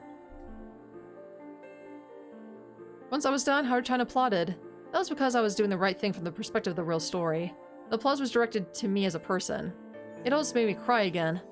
I've been thrown into such an awful situation and became one of the worst human beings imaginable. Yet I still had someone who acknowledged and accepted me. I had God. I appreciated that she was here. I was lying on some grass, looking up the milky darkness. Strangely enough, there were no beasts here in the graveyard near the hanging pine. I see you overdid it, villain. Or should I call you Haruaki Dono? Had to be because of her. Villain is fine. Anyway, it all worked out. Tomorrow, we'll reveal what we are. Well then, bring Mako to our side and win this. And what will you do once the mist has cleared? I considered giving a vague response, but I knew it was pointless with her. I'll take Haru-chan and leave this place. What an interesting man you are! Why? Do you truly believe Great Lord Shinai would let you escape? Great Lord Shinai? Not the third god? Oh yes, have you become so prideful that you underestimated that god? No. I'm within the palm of Great Lord Shinai's hand. I thought it was an exception. Yeah, that'd be Sorry, squeaking. Had to redress myself. You have fallen and risen far too many times, I see. That's the only reason you believe that. I make my own rules. Oh, yes, you did. Perhaps you'll be able to do something about the snake's dogs. That sounds like a pain. Still, I'll do it. For this girl. Or perhaps... for me?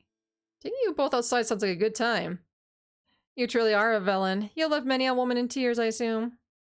Oh, now this is something. I wonder what she meant by that, but then I realized that I'd been had again. Telepathy was some messed up shit. That's an invasion of privacy, pervy god. What an uncouth man you are. What are you planning to do tomorrow? Haru-chan and I would reveal we're the wolves, like Yasunaga-kan had done the first time. Then we'd take Mako to our side. Miko's anger was probably the kind you direct at someone close to you. It was just a bit too strong. Like the real story said, she believed that wolves were good and humans were evil. It wasn't born out of Yasumitsu's madness, but of childish purity. Thus she assumed that Rikako-san and I were evil and felt betrayed. If I revealed that I was a wolf, she'd gladly join me, most likely. With that, we'd have 3 votes and wouldn't be lynchable anymore. There was the chance that it would turn physical then, but I just neutralized Yoshitsugu-kan, the one most likely to do it. Our victory was certain. That would not go well. You know, I do. What should we do then? Tell me. What should we do then? This. I thought I'd gotten used to the pain by now, but I was oh so wrong. Where should I get that branch? I wanted to ask that, but I wasn't in a state to do it. Or I was already lying defenseless in the grass. But my body get dragged. Another thing. Nay. Innie. This is fine. This is fine. I heard her whisper that over and over again.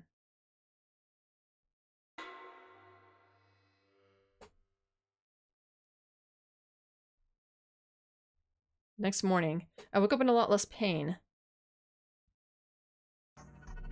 Oh, Persist is so good. Oh. I didn't know. I was just kind of curious what she would say.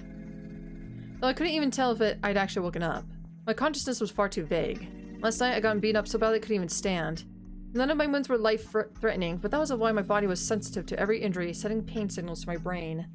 I feel like I just recovered from paralysis. This was normal. The fact that I could walk around at night was an anomaly. My body had been bound once more.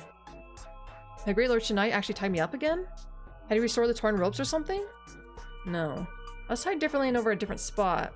This was a different rope, but put on me sometime later. Also, the knot seemed kind of clumsy. It was Haru-chan. She was using me for something. Can you stand, Haraki Fusashi? She'd entered like it was no big deal. They confiscated my key, apparently.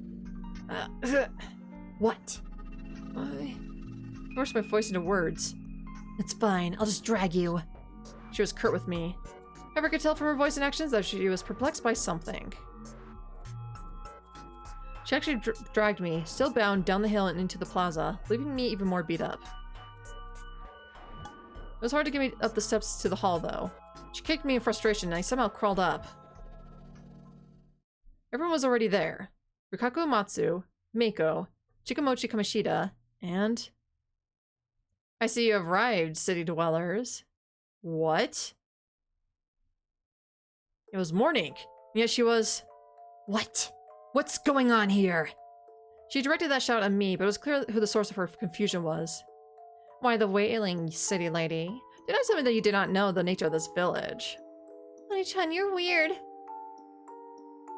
Uematsu-san, can you explain? Haru Makishima-sama has been in this state before. What? Possessed by a wolf? Huh? Yes, that would be me. What?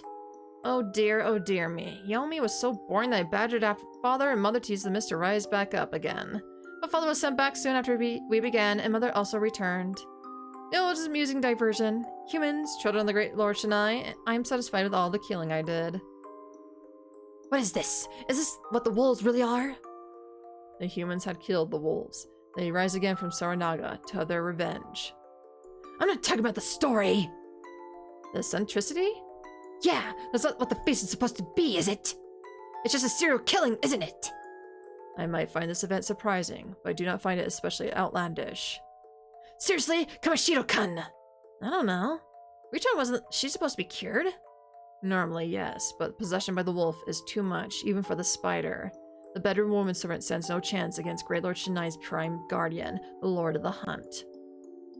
I don't really get it, but was she gonna end up a wolf ever since she became like this all those years ago?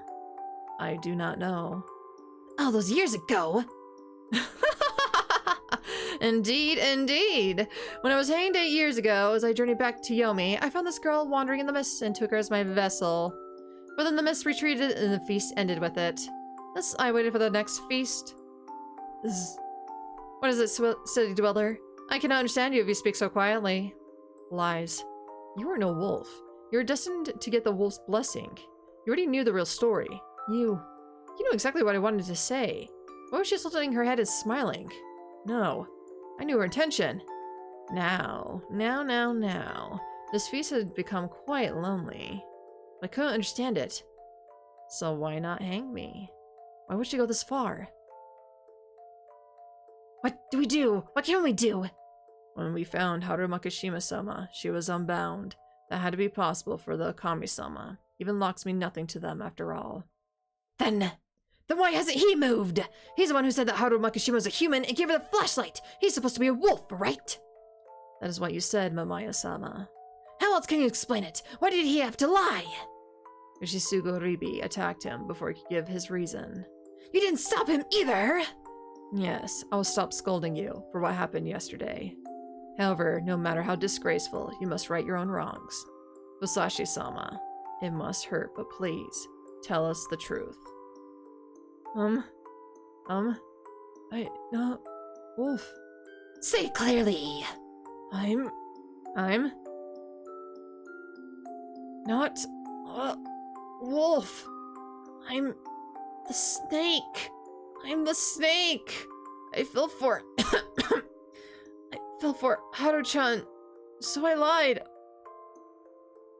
I was really conflicted. I wanted only Haru-chan to win, so I got rid of the other wolves. You found 2 wolves, gained trust as a snake while sheltering the last wolf.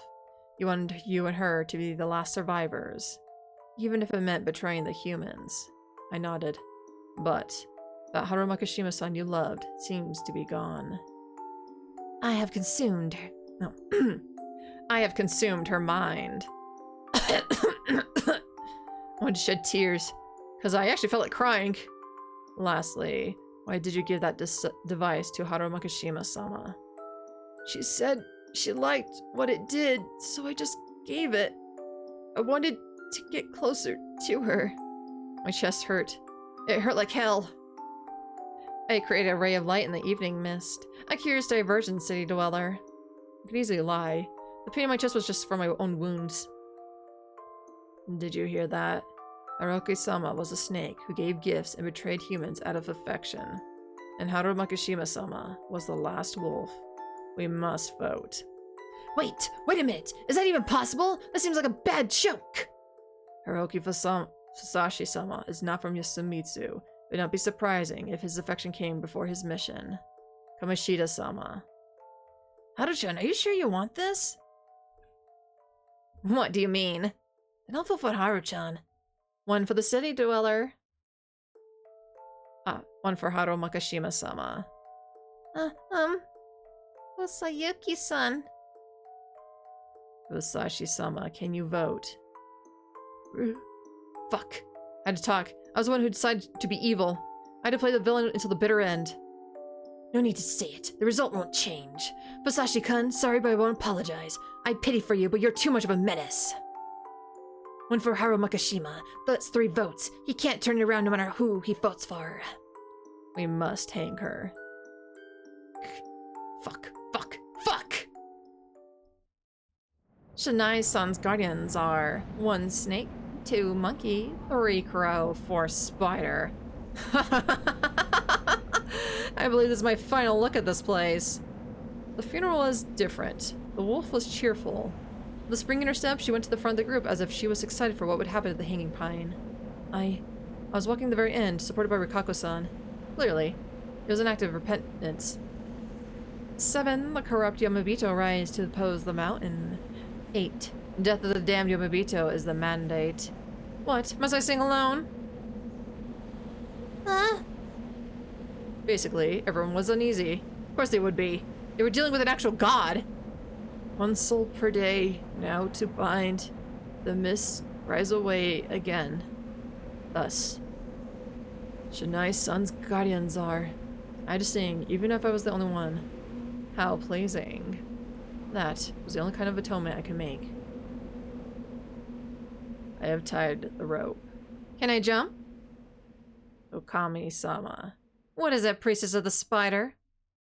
Why must you rise up every now and again to punish the humans and the guardians?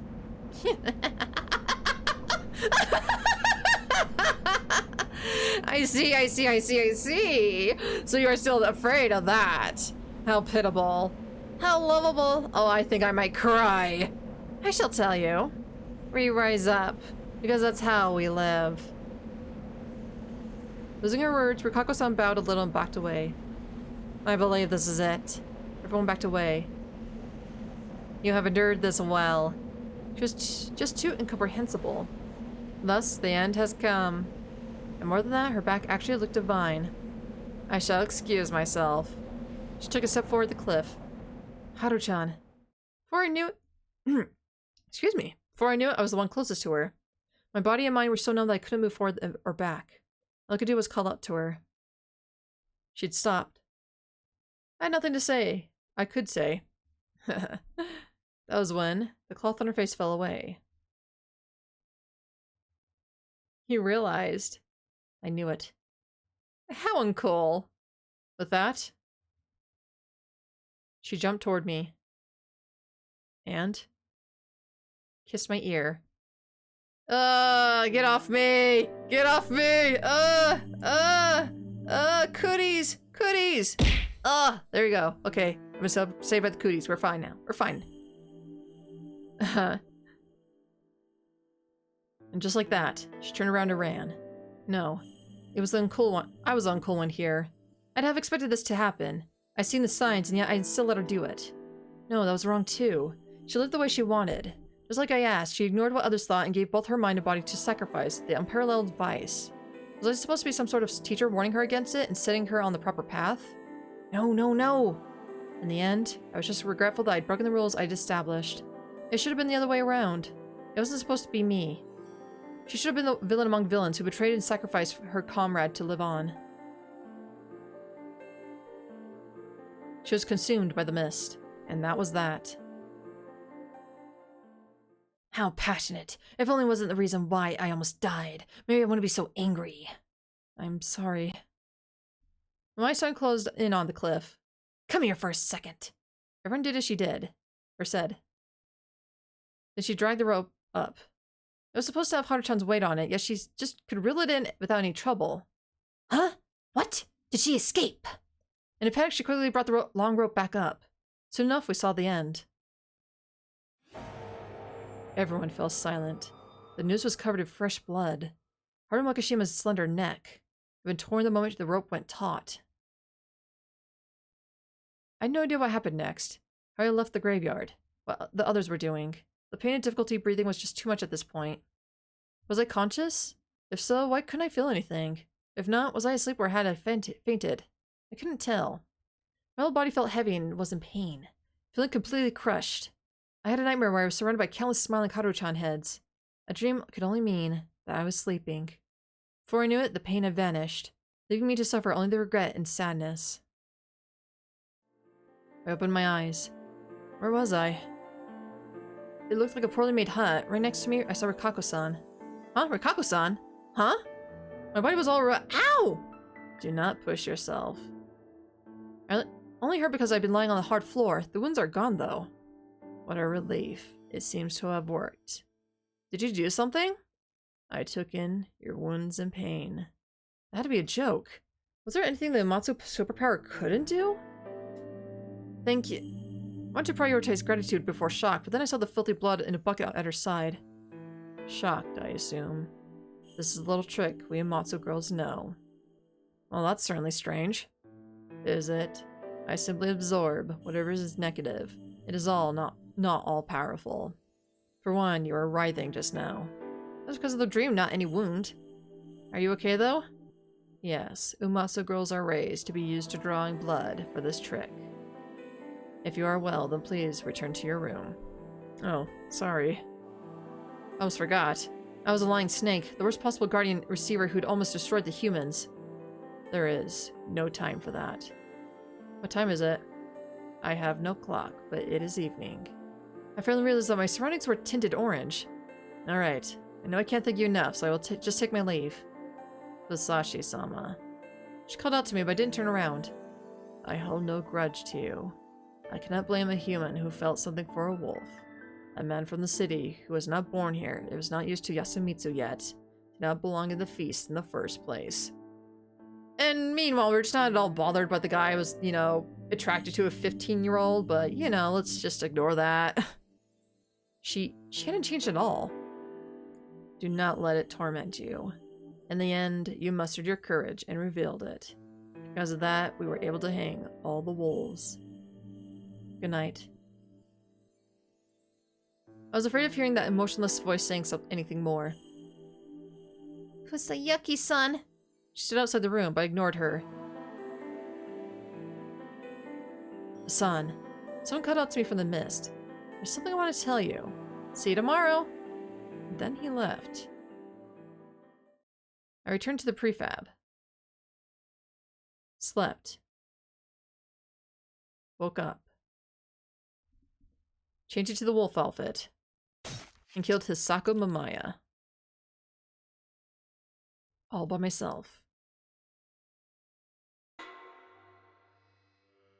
It has been an entire week, okay. 5 in the morning. I had no idea if I was just used to this, but Umatsu's treatment was just not that good. But I woke up feeling decidedly neutral. No drowsiness, fatigue, not even the pleasant feeling you got when you stretched to shake off the weight of the sleep. We all arrived at the plaza at the same time. Naoki Fusashi, Rikaku Umatsu, Meiko, and Chikamochi Kamoshida. Strangely enough, I didn't think this was a coincidence. It felt like we agreed to gather here at the same time, and everyone noticed that someone was no longer with us. Hisako Mamaya-san is gone. The feast was not over yet. In other words, there's still a wolf among us. But Kusayuki-san, what's happening? Miko-chan, I'm actually a wolf. Really? Yeah, really. Really, really? Really. I've been more honest since I came to Yasumitsu. Next moment, Mako clung to me. Sorry for not telling you. I was so scared. So scared. I thought you were yelling me something. Yeah, sorry. Patted her back and had her hide behind me. 2 votes. A real perfect split. It appears that I may have let my emotions get the better of me. In the Feast of the Yomi Purge, that is a fatal mistake. I was fooled by Mako's innocence, your sociability, and Haru Makishima-sama's lies. I suspected, yet I let myself be fooled. We, the humans, have lost. I'll spend my final moments praying to Shinai-sama. Please call me when I must be hanged. Goodbye. Having said all she had to, she left, not turning around once. Oh man, Richan gave up? You won't? I never cared about who won or lost the feast once the moment it started. I did, it'd still be the Nisato, her heir apparent. Good point. Hasan, die. Nope. Miko-chan, you know he's gonna kill you tomorrow, right? Really? I won't. Bad human! I won't believe you! I see. Why'd you let Haru-chan die? Honestly, I really didn't care if I died in the feast as long as Haru-chan survived till the end. I mean, she was basically gonna kill all the people that bothered her and just run away. How cool is that? I don't mind dying as I saw that happen. Hell, I was actually looking forward to it. Give me back my excitement. So if they are such dangerous wolves, why don't they just go goblin mode instead of letting them hang them? Like, they're not allowed to kill more than 1 per day. Otherwise, the corruption will get them and kill them. So there's rules they have to follow. Which is why it was kind of weird for Chimi and Chikamoki, or whatever this guy's name was, to kind of go batshit crazy at the end of the loop. Because that ensures their death just as much. Too, Rikaku and Mochi are just like that. Ah. Hassan, you knew, didn't you? But Haruchan's fake disease, I mean. Yeah. This is our secret, no one else's, and it probably doesn't have anything to do with the feast. Ignore it and go to sleep. I knew it. That was... God was something she'd created. You knew about that clothing too, right? Yeah, I mean, the three of us made it in elementary school. She grew out of it, though, so should really make a new outfit. It's too pervy. You gonna say that again? I expected something like that. And this is fine. If she'd come back to her senses at least once back then, she'd have never tolerated her apparel. When I was hanged 8 years ago, as I journeyed back to Yomi, I found this girl wandering in the mist and took her as my vessel. God was actually the primary personality. It'd have never taken my side back then. She'd have never played along with Haru-chan's desire to save me by sacrificing herself. Basically, she could always switch between God and Haru Makishima. All the strange powers displayed by Haru Makishima were either powers she'd already had or just products of her imagination. A fabrication. The mind-reading thing was just the product of her delusions. It just happened that she'd gotten these things right. That was the only possibility. Haru-chan switched to you. She knew that Yasun still liked Chini, so she switched to you. You're just saying whatever you want now. I've been with her since forever. Trust me, I know what she's like. You, a person who's uninterested in others? You're such a bully. Though yeah, Haru-chan happened to become a wolf and switch from hating you to liking you? Or was it something else? Something more special? I don't really know, but that was probably it, right? Julie had a talent for finding the truth without comprehending it. All the more then. What are you gonna do to make it up to Haru-chan? Nothing. Whoa, damn. How about you make yourself clear instead? What do you mean? If you didn't vote for Haru-chan, she might have been able to survive. Even so, you voted for her. How you look at others is oftentimes a twisted reflection of your own feelings. You sure you didn't kill her because you were angry that she didn't choose you? Oh, I see. So that's how it works. Asan, what if I thought the whole Haru-chan was gone, so I decided to break her myself? Would that be eccentric? Nope. It's the normal everyday feeling called jealousy. I see, so I was jealous. Can't say I actually know what you thought and felt. Your talk is hard. Adults have to act normal, even when there's hard or bad things around Mako. Adults have it hard. You just sing whatever now. I feel sad for you, Mako-chan. I was telling the truth, though. So, what now? Want a feast? I lost that, wouldn't I? Or I lose that, wouldn't I? Mako-chan, want to beat him up? Yeah! Heard her, Mochi? It's a yes. Hasan, want to make a bet? What kind? Rock, paper, scissors. The loser dies. Now that's straightforward. Good though, right? I'm down. 1, 2. Rock, paper. Put his thumb and stuck out his index finger, creating a finger gun, the unbeatable hand. I, on the other hand, took out Chimi's shotgun from my sleeve. Wait, where did this? What? Huh? Well, I can't win against that. Thanks for cooperating.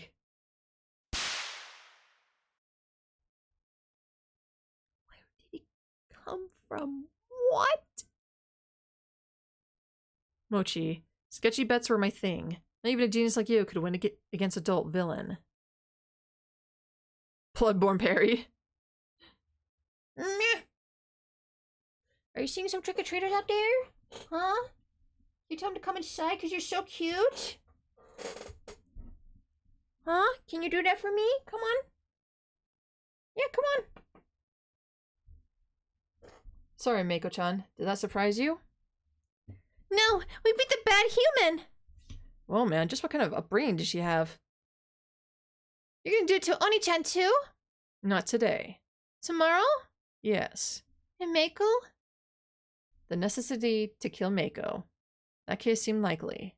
God had said that there were 3 gods. One was Great Lord Shinai. One was the old god who had the unfavorable name Mijuna, Badger, forced on it. And the last one was my enemy. A god lived within man. That perhaps if I killed Mako, who hadn't died once, I could escape this endless misty hell for all I knew. But I didn't want to kill her. That'd be crossing a line, even for me. So consciously or not, I set a line for myself and I didn't want anyone to change it. You came so far. Hmm? Yet you were still off the mark, villain. Huh? I tried to turn around, but I couldn't. The thing behind me was so scary I couldn't turn around. How many times will I have to say it until you understand? God is a lot worse than you imagine. Did you truly believe that God would fall alongside the Fujiyoshi girl it used as a vessel? What is God? It is something humans can never kill. I turned around. Huh? It's Mako, same as always. I couldn't believe that she was just laughing out loud. Sayaki-san, your face is very white. Yeah, maybe. Are you okay? Yeah, I think I need some water. I'll go to the bathroom. The dining hall felt it had been abandoned 10 years ago. Even so, water was still running. I wasn't all that thirsty, but it could make me feel better, so I cupped some water in my palms. There is no escape. Huh? I jumped back, getting water all around me. Just now. On the surface of the water in my hands. There's a mirror above the sink. I looked. Right at it. You cannot escape God. So when I try joining me. My land may be small, but I will make sure you are not bored. You'll get to kill, swindle, violate to your heart's content. The mountain shall become holy once more. If you find a fitting girl, you can even have her bear your children. What did you do to me?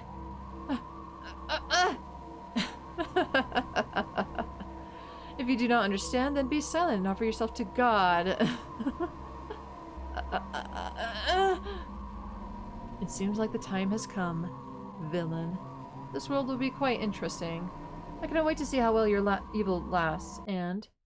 Fusayaki-san! I shook my head, chasing away the thing, the delusion clinging to my head. What is it? What? What is that? Her voice was shaking. Did she see a spider or something? I followed her outside. Damn, you need a lot of keys for this! It was all words. I was shocked. There's no better word for it. The first shock was caused by the fact that the mist had cleared. After all, the Feast of the Yomi Purge wasn't over yet. The next thing to surprise me was the fact that the sun had just recently come up, but the night had returned. It was dark. But it was a strange kind of darkness. I looked around for the sun, and it took me about 5 seconds to realize that it was the thing in the sky. A loop in the eastern sky. A total solar eclipse? No way. If there was such a celestial event today, I'd have heard about it on TV before Golden Week. That wasn't just an eclipse. It probably has something to do with the unnatural, reasonable, incomprehensible phenomenon happening before me. Phenomenon? That was too small a word to describe it. Most of my surprise was about the monster. Whoa. It spanned mountains? Oh my god, is this what happens when wolves win? It pierced the clouds. It carved valleys with each step. It leveled forests. I lacked words to describe the scale of it. It dwarfed even the things in tokusatsu shows for mecha anime. After all, it was still far away. It was beyond the mountain. It was beyond the mountain, beyond the cliff, beyond Saranaga. It was walking. Its destination was the golden, though unpleasant pale ring that used to be the sun. Even so, I looked up at it. It was thousands of meters tall. It was a monster that had legs the size of mountains. Even the term gigantic seemed to fall short. Even so, all I could do was look up. What? What the hell was this thing ending? It played a murder game in a village inhabited by werewolves and survived only to be greeted by a giant monster? What the hell? Who could predict this turn of events? We just sign off on this plot twist. Naturally.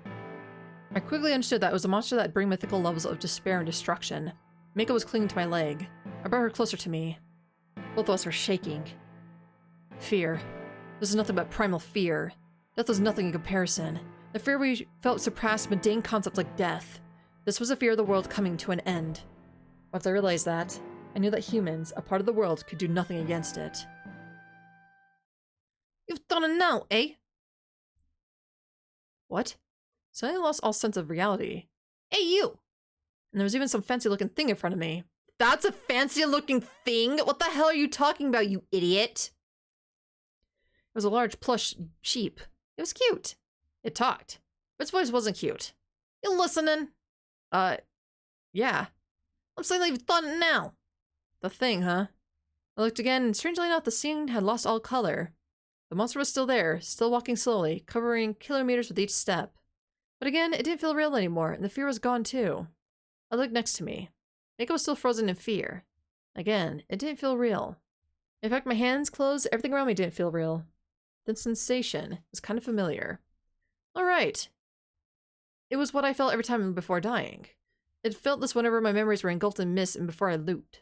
And I feel like this sheep was familiar too. Oh, I hate to break it to ya, but with that thing waking up, this country's dead. Huh? Oh, dialogue. Who are you? That doesn't matter now. Yes, it does. Wait, what? Where's the sheep talking anyway? You get in the situation, I'm telling you, the country's through. It's easier to accept the appearance of a monster than a talking sheep. Oh, you're such a pain in the ass. Listen, I knew there was some weird shit going on in this area. That's because a part of reality was put aside a dream. I specialize in that stuff. That's why I came here. But honestly, just keeping myself hidden from the dream was hard enough. I couldn't directly influence the dream, but I could lend a help to a human. That's you, but you fucked up, dumbass. I see. Well, actually, that's too brief. So I only get the most basic parts, but what the hell? You understand? Damn, hell, you can joke around like that in this situation? Well, sure all those deaths didn't drive you nuts. You're the one behind the looping. No, things go back after death because of the dream. Of the dream? Yeah, I'm just helping you keep your memories. Oh, so that was how it was. Crap, there's no time. Hey, you, think about what to do next when you're back. You telling me to die? Now I still got the whole load of questions. I don't know shit either. I can't do shit after I got in the dream. I don't even know what that brat. I don't know what you're doing or why you keep dying. You're on your own there. That was so unreasonable, but... So that was how it was. So is this another god, maybe? So the only thing you really know is that time around Fujiyoshi keeps looping back. You don't know the mysteries, incidents, or phenomenon that happened in Fujiyoshi, but you know that the looping is caused by something here. That's why you gave me memories of the previous loops to help me find the cause behind the looping phenomenon. But then the looping suddenly stopped. I didn't get to the heart of it, and the monster showed up. The anomaly reached the ending it desired, the demise of this country. Man, what's up with your ability to suss stuff out? You got mochi for brains or something. Now, that was uncalled for. At first the dream just looped around, but when some outsider came in, it started going all weird and shit.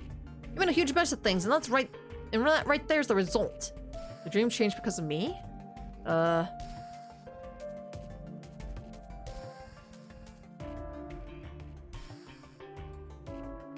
Did this thing mean the fact that I'd used the looping to try out various options and saw a bunch of timelines? You went and pulled some fucked up shit, huh? I couldn't deny that. I really was fucked up in this loop. But hold on. Victory as a Wolf brought about a giant monster that destroyed the country? That made next to no sense. That couldn't be it. I was missing something. Time's up. It's gonna be rough, so clench your teeth or something. Huh? What are you gonna do? The loop ended, didn't it? Like I said, I'm a specialist. What do you mean?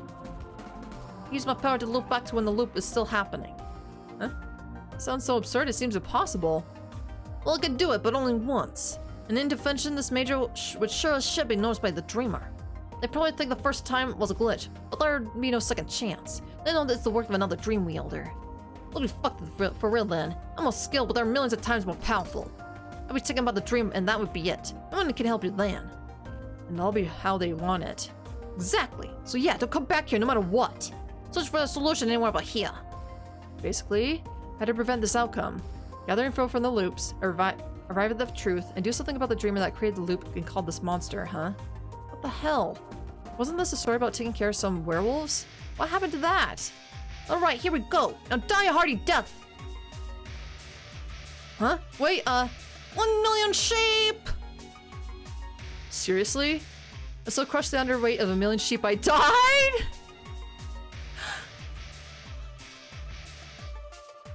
Oh my god. 1 million sheep. Man.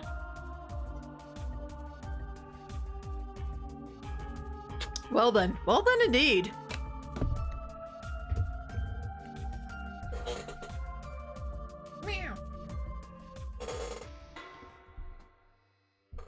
Raging loop. Oh man.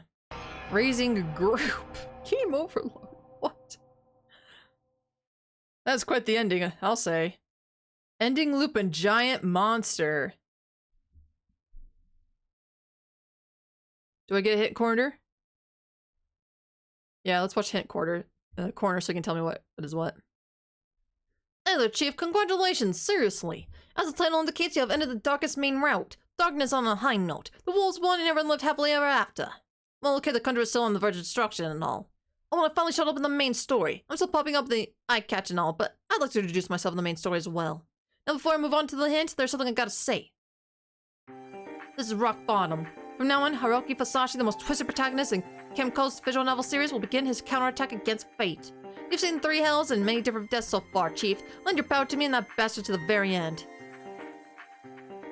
This is ending number 3, a new day has dawned. You did your best alongside Haruki Fasashi, and this was yet another path you had to take. You made no mistakes, so take comfort in that. From this, you attained key 20, which is the final key in the list according to numbering. But if you're still missing keys, this is how it's supposed to be, so don't worry. We'll need to find 5 keys, the final keys necessary to open the final door. They're all hidden in various places in the story you've seen so far. There's some of you who'd like to try giving the scenario a good hard look as you remember what happened to the story so far and look for viable points. But if you're impatient, I recommend you start by going back to 2 dense miss question her objective. Yeah, that's right, that dumbass shit quiz Shimi Sarazawa gave when drinking with her. Key 20 opens the locked choice there. With all the truth he's seen so far, what kind of answer will Haruki Fasashi give Shimi Sarazawa? This is a key point. There are other keys that can be locked, but I'll only tell you about this one so you don't get confused. The truly lazy will get another hint in the next destination, so you should aim to clear them in order. Now that's strange, I had a plan on providing such generous hints. But maybe now that we're at the story's turning point, I'm getting excited. They ain't like me at all. Well, that's it for this time. Die another head death next time, you bastard. Oh, dumbass. Fuck.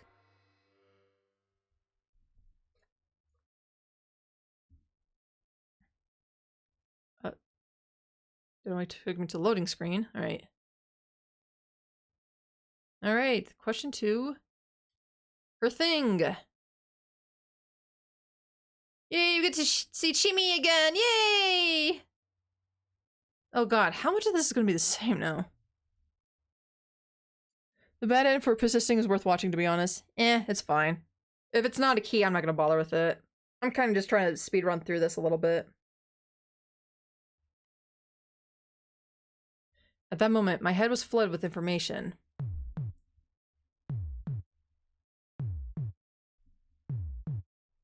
I felt like my mind was crushed by a million sheep.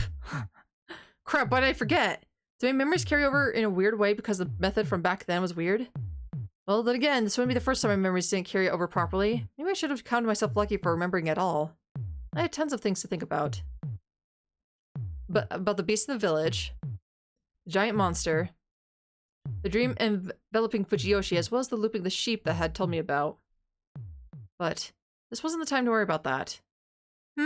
Haruki-san, what's wrong? This girl. One time she, fearful of God, faced the wolves with me and eventually met an awful end in Saranaga.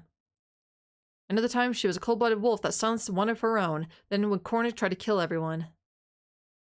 And last time, she interfered with us wolves by, for whatever reason, killing herself on the first day of the feast. Her smell that night had been burned into my mind, continuing to torment me. Chimi Sarazawa. Hold on. I knew the reason why she'd done that. It was simple. She'd been dropping hints ever since the very start. They were more like slips of the tongue, small and almost impossible to notice. Hey, you not feeling too good? Do you hate this sort of stuff? Sorry, I guess I got carried away. All of them. Huh? All the options you named are correct. Yeah, there were wolves here in Fujiyoshi. Yeah, you were a real murderer. And correct me if I'm wrong, but remember I came to Saranaga, you were about to saw off shotgun barrels. Trying to kill people is something you'd want to hide, so you needed an alibi. Huh? Why? You remember the previous loops. You should hurry before I change my mind. Hey, that might have been our final farewell in this life, so I wanted to make it nice. That was weird. You said you agreed to go on a road trip with me because you were going to die anyway, but the mist hasn't even shown up yet when I invited you. That means you knew the mist was about to arrive. She lost track of what she was supposed to know and not know. It happened to me, too. Haruki-san, you ran away because of trouble with women, right? I thought you figured that out. Or, I thought you figured out that I was dumped just because you were sharp. But if you have memories of the previous loops, it's only natural for you to know that I was dumped. I told that to you myself. Play with me! Hold my hand! Take me on a bike ride far away! Let me spend all day sleeping in your arms! The moment you confirmed it was when you came to me as a wolf and told me about your feelings. Back then, I wasn't a bike rider, but a suicidal guy who'd arrived here through Kami Fujiyoshi. You had no reason to think that you could hitch a bike ride with me. I didn't catch that! Oh, damn! You know the real abnormality here isn't the feast, but the looping. It wouldn't make sense other- Ah! She suddenly screamed. In her hand, she held a familiar hunting knife. It didn't work. Dropping it all on her so suddenly was too much for her to handle. The regret dulled my mind, my vision sharpened, and I saw her slowly charge at me. I might have been used to death by now, but I didn't want to be slow and painful. I used the time I was given to just close my eyes. An impact. I collapsed on my back. A sharp pain assaulted me. At least I thought I was going to, but it didn't. There was just a warm weight against my body. I slowly opened my eyes. You did catch someone else slipping up, though, which is more than most. Ah, okay. Wait, who did I catch slipping up? Shit, I don't remember. We've been streaming this for so long. I'm forgetting a lot of things. Her face was brimming with intense emotion. As her eyes filled with tears, the hand of the knife went limp. The blade fell free. No. No way. There's no way I wasn't the only one. This is just a dream, isn't it? I'm about to wake up and start the feast again, right? Don't give me false hope. Not with this face, at least. This isn't a dream. Well, to be clear, though it might be reduced to a dream eventually, this moment is real right now. And since we share the memories the dreams gave us, the moments we share will never be merely dreams. You mentioned Rikako talking about first seeing you through Lee's when that hadn't happened in that loop. Ah, that's right. You're right.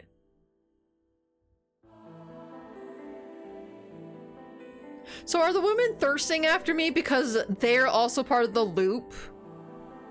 Oh no. Oh no. Oh no, no, no, no, no. Oh fuck. Hadaraki-san, I don't have any weapons on me right now. I won't strangle you either. I won't do anything at all, so... Can I cling to you? Yeah. Yay! Haruki-san! She clung to my chest and wailed. Yay!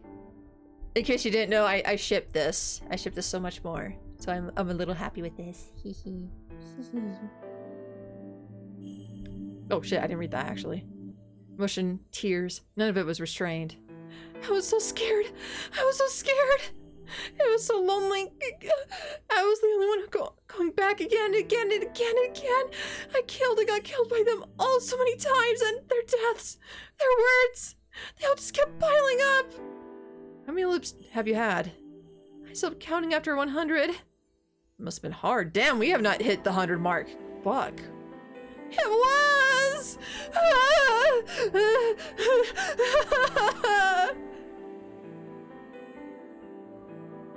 I won't strangle you either. Wow, Hiroki's disappointment from here. This girl can spit so much trauma, Surazawa.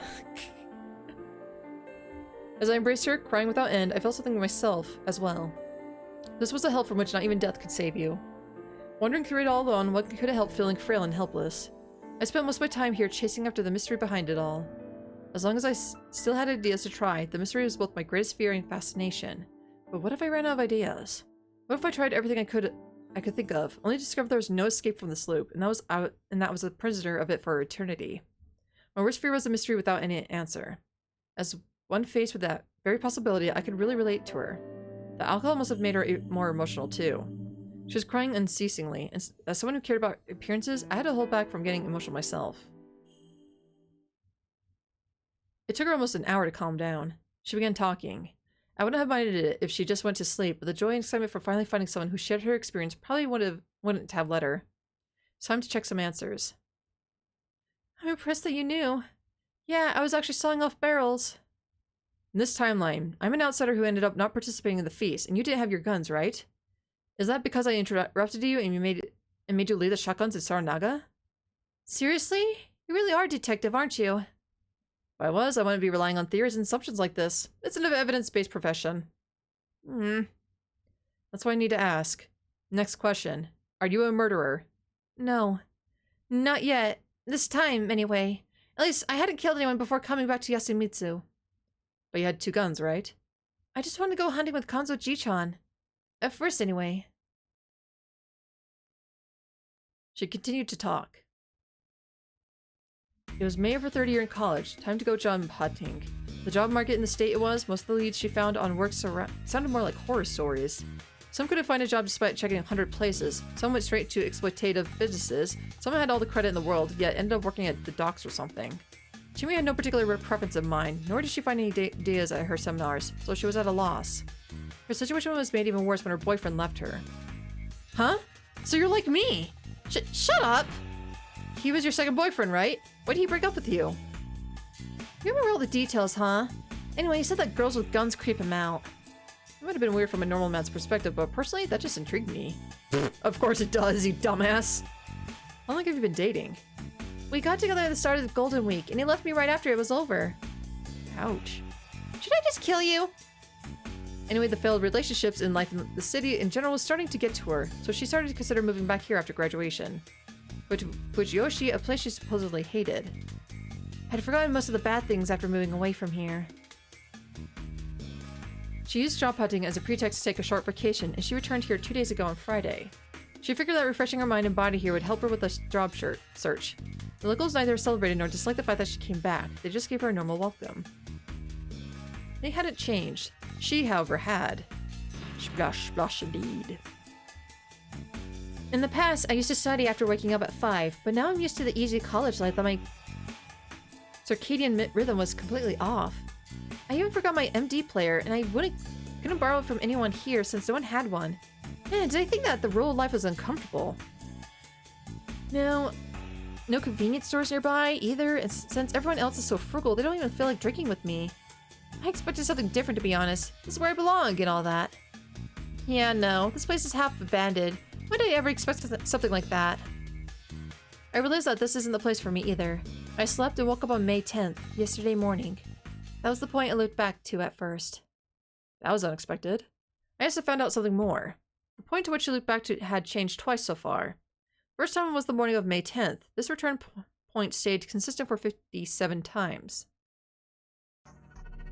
Of course, it was just a normal day for me the first time. I spent 2 days doing nothing, and then the mist came. I was hanged on the first day. They said something about me bringing corruption from the outside. Horrible, right? I can still remember the first time my breathing stopped. Then I looked back. At first, I thought it was just all a nightmare. But then the mist came again. I looked back many times, and no matter what I said or did, I couldn't make it past the 4th day. I was really sad about it. I thought it showed just how worthless I was to them. Yeah, sorry, I know. It's not that simple. Aww. Was that little squeak of you me yawning? Oh, so cute. I don't think that picked up on the mic, but Tiger just made the cutest little squeak as she was yawning. Just, obviously not like that, but 10 times cuter. Yeah. Yeah, you cutie. Yeah, sorry, I know, it's not that simple. But by my 57th death, I just figured that was how it was. Not like it was a big deal to them. I was a wolf after all. The wolves back then were Chimi and Tei Yamawaki. With Chimi being easy to suspect and Tei-san not handling herself well, they just couldn't win the feast. Still, they'd successfully brutalized a few people before both of them got hanged. In the end, Chimi took the initiative and committed murders with her own 2 hands. It hadn't taken long for her to just try and kill everyone while breaking the rules. Her trial and error became a matter of just who'd I kill and how. Record Tiger? Well, she's just sitting there staring at me. Hey. How you doing? How you doing? I'm still streaming though, but hey, I'll be free tomorrow. We can stay in bed all day tomorrow and cuddle. No, she's probably gonna like wander around and just scream. Meow, meow, meow. Meow, as she usually does. After that, there was a change. Miko-chan wandered in. It happened a day after the first restart point. It was already 2 a.m. now, so that would be the morning of yesterday, May 1st. The morning meeting this day suddenly became a big deal. The reason for that was the lost girl who wandered in from upstream Saranaga. Takumi-san had told me that it wasn't common for Saranaga to bring corpses, but this was the first time it brought a living human. Not just any living human, a lost girl of unknown origins. According to Chimi, if there was some trouble in Yasumitsu, they couldn't just call someone to inform them about it. Instead, there was an unspoken agreement that they would just bring it up while chatting with the driver of the truck that brought food and supplies here once a week. They mentioned the lost girl, and since the driver was in touch with the Higuchis, the village heads would know about it too. If something was done about the problem they were told about, that was great, but if it wasn't, it meant that Kami Fujiyoshi didn't plan to get involved.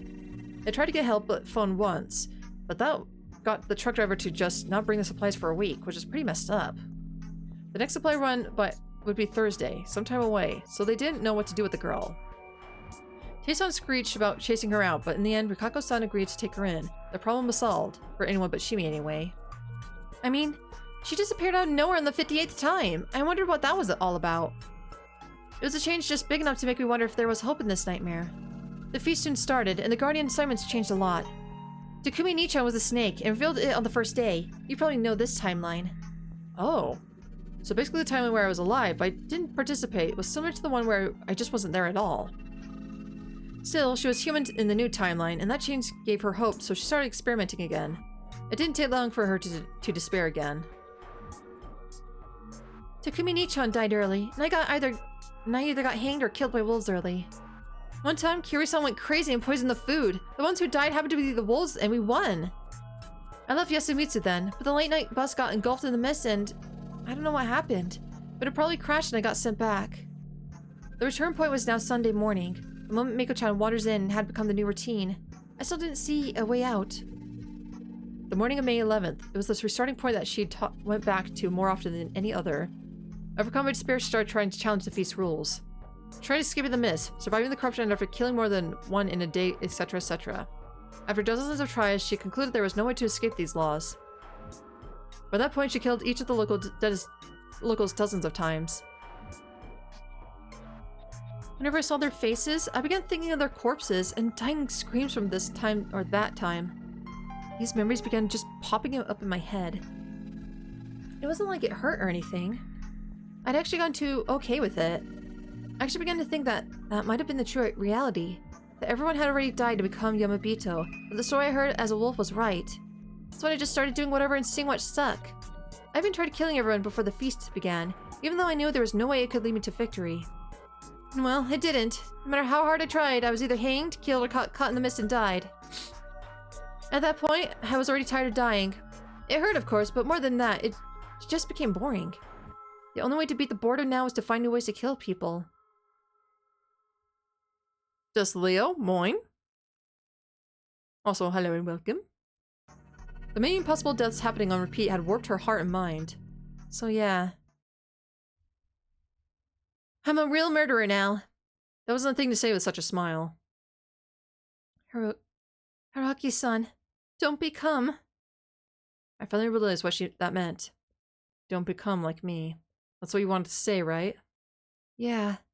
It was a well-placed warning indeed. Unfortunately, back then, I not only missed it, but went on to become the absolute worst murderer I could think of. Your arrival was the third change since Mako-chan came, and the starting point moved about 12 hours too. The night of May 11th, the day before the feast, as well as the day I got lost on my bike ride, and Shimi went out to prepare to kill. It was the newest starting point, and the one she and I actually shared. At first I didn't expect much. You were just a funny guy who'd probably die like Mamaya-san and Hashimoto-san. But after you came for some reason, more and more changes started happening. Mamaya-san survived for once. I became a wolf again. And, what? Nothing. Anyway, then Hashimoto-san survived, and the rules changed again. I understood everything once I saw Haru-chan go to this construction site. Well, yeah, since the wolves did their jobs when everyone was sheltering, anyone who stayed outside and watched would quickly know who they were. You were a human until then, but when you became a wolf, I was worried that you'd go insane like I did. That's why I said that. I didn't really want to remember that.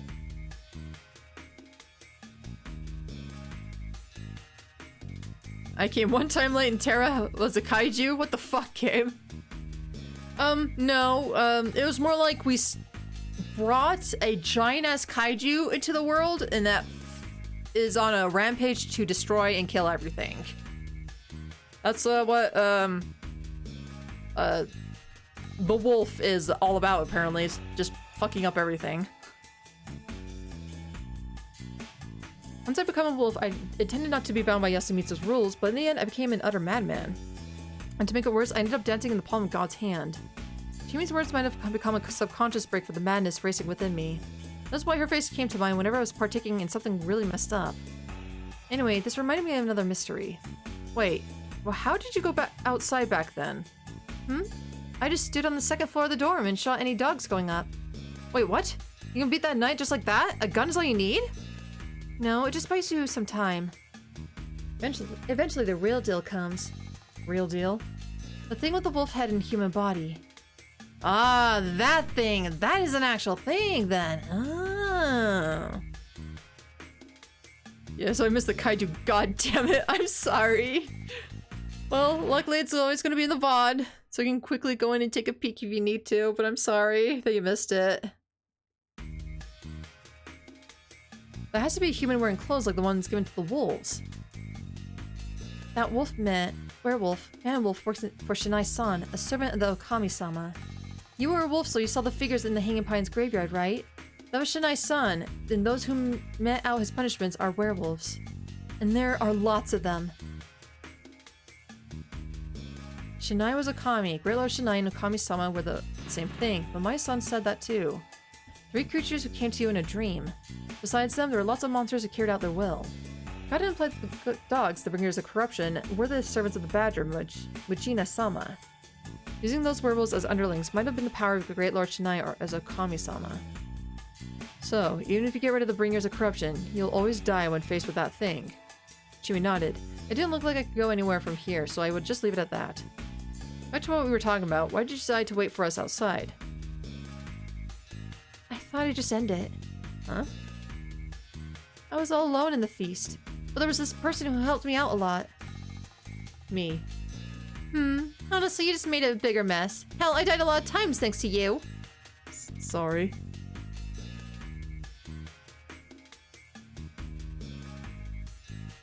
Question for me, so Chimi does loop too? Yes. And we are also suspecting that Rikako, the white-haired chick, also loops as well. But we'll get to that later. Oh, don't worry. I killed you tons of times too. Really? Then I guess we're even. You're quick to bounce back, aren't you? You weren't that upset, were you? I'd only care about if you did. Anyway, who's the person? Rikako-san. Rikako Umatsu. She helped you?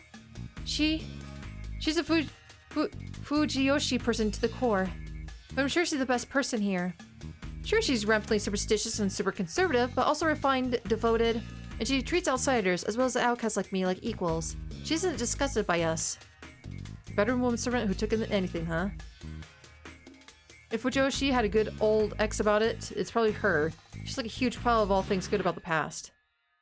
You fell for her too, didn't you? No, not really? Haraki, shut the actual F up! Oh my god! Oh my god, I just... Okay, I guess if I can ever, like, update my model, I just need a face palm, like, toggle, because, oh my god, I just want to face palm myself so freaking hard, man! Oh my fucking god! This man has the audacity to say, no, he didn't have feelings for Rikako, even though in a different timeline, he was getting a fucking ring for her, because he was getting put a fucking ring on it! And you are telling me, right now, he does not say, oh no, I never had feelings for her, that's a stupid... Oh my god, this man!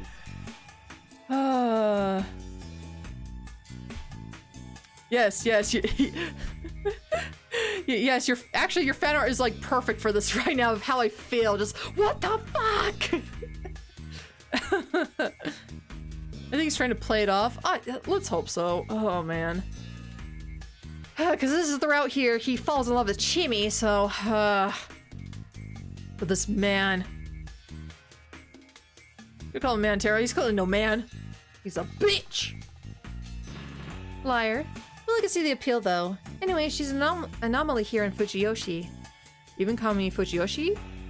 Yeah, the amounts are on the decline, and well, it's a family with circumstances and everyone knows it. Oh. She's pretty, but also too weird for most to deal with. And the Sato blockhead is probably her only fan. She really even gives him the time of the day, though. Chimi grinned cruelly. She was pretty hard on him, huh? I see. So why are you indebted to her? For many things. She defended me during the feast, became my shield when someone went wild to try to kill me, and took in the corruption, among other things. What do you mean? Do you remember how in this timeline, the local old man and Mochi both died at the same time? And how she became a Yamabito the next day? Yeah, I do. You know something about it? The old man killed Mochi. I killed the old man. Huh? I'm not surprised that you killed him, but the old wolf guy killed Mochi? That pissed me off. I was pretty surprised too. When we split up and searched for them, I found Mochi already dead. The old man laughed and attacked me, so I reflexively, you know. I need time. Okay, so I wonder if this is going to explain like the double deaths that we've been seeing, besides the ones with the corruption. So he's planning on getting away if he lost the vote, even if it meant killing someone. Yeah, Kanzo Ji-chan probably suspects that too. So in timelines where he's alive, he just hangs him by force. That's weird. Killing more than one per day or trying to run away means death. Yeah, I know that better than anyone. How did he plan to avoid dying? Was he just not thinking about it? I think I was just too senile to think that far ahead. Is that possible? Honestly, I couldn't help but feel like he chosen to kill out of malice. I really had to find a way to get some information out of him. Wait, more importantly, how did you survive after splashing the old wolf guy? I told you, Rikako-san took in the corruption for me. Huh? You mean she passed on the feast penalty to herself? Yeah. After splashing the old man, I was like, oh man, did I mess up? Guess this is it for this time. That's when Rikako-san came out of the mist. She was surprised, but then said, "You will not die. I will take in your sin and corruption." You sound just like her. I know, right? Should we really talk about this so casually? The soul mood had vanished, and we were now talking about this stuff over a few beers. I think it's fine. We're not murderers yet. Let the past loops get to you, and you'll go nuts in no time. This is bothering me so much, and you took care of it like it was nothing. No, well, I guess I'll take it easy. Anyway, Rikako-san protected me, so I went back to change my clothes. We talked then, remember? Who's there? Oh, Haruki-san. Wow, Chimi yet again. What a twist.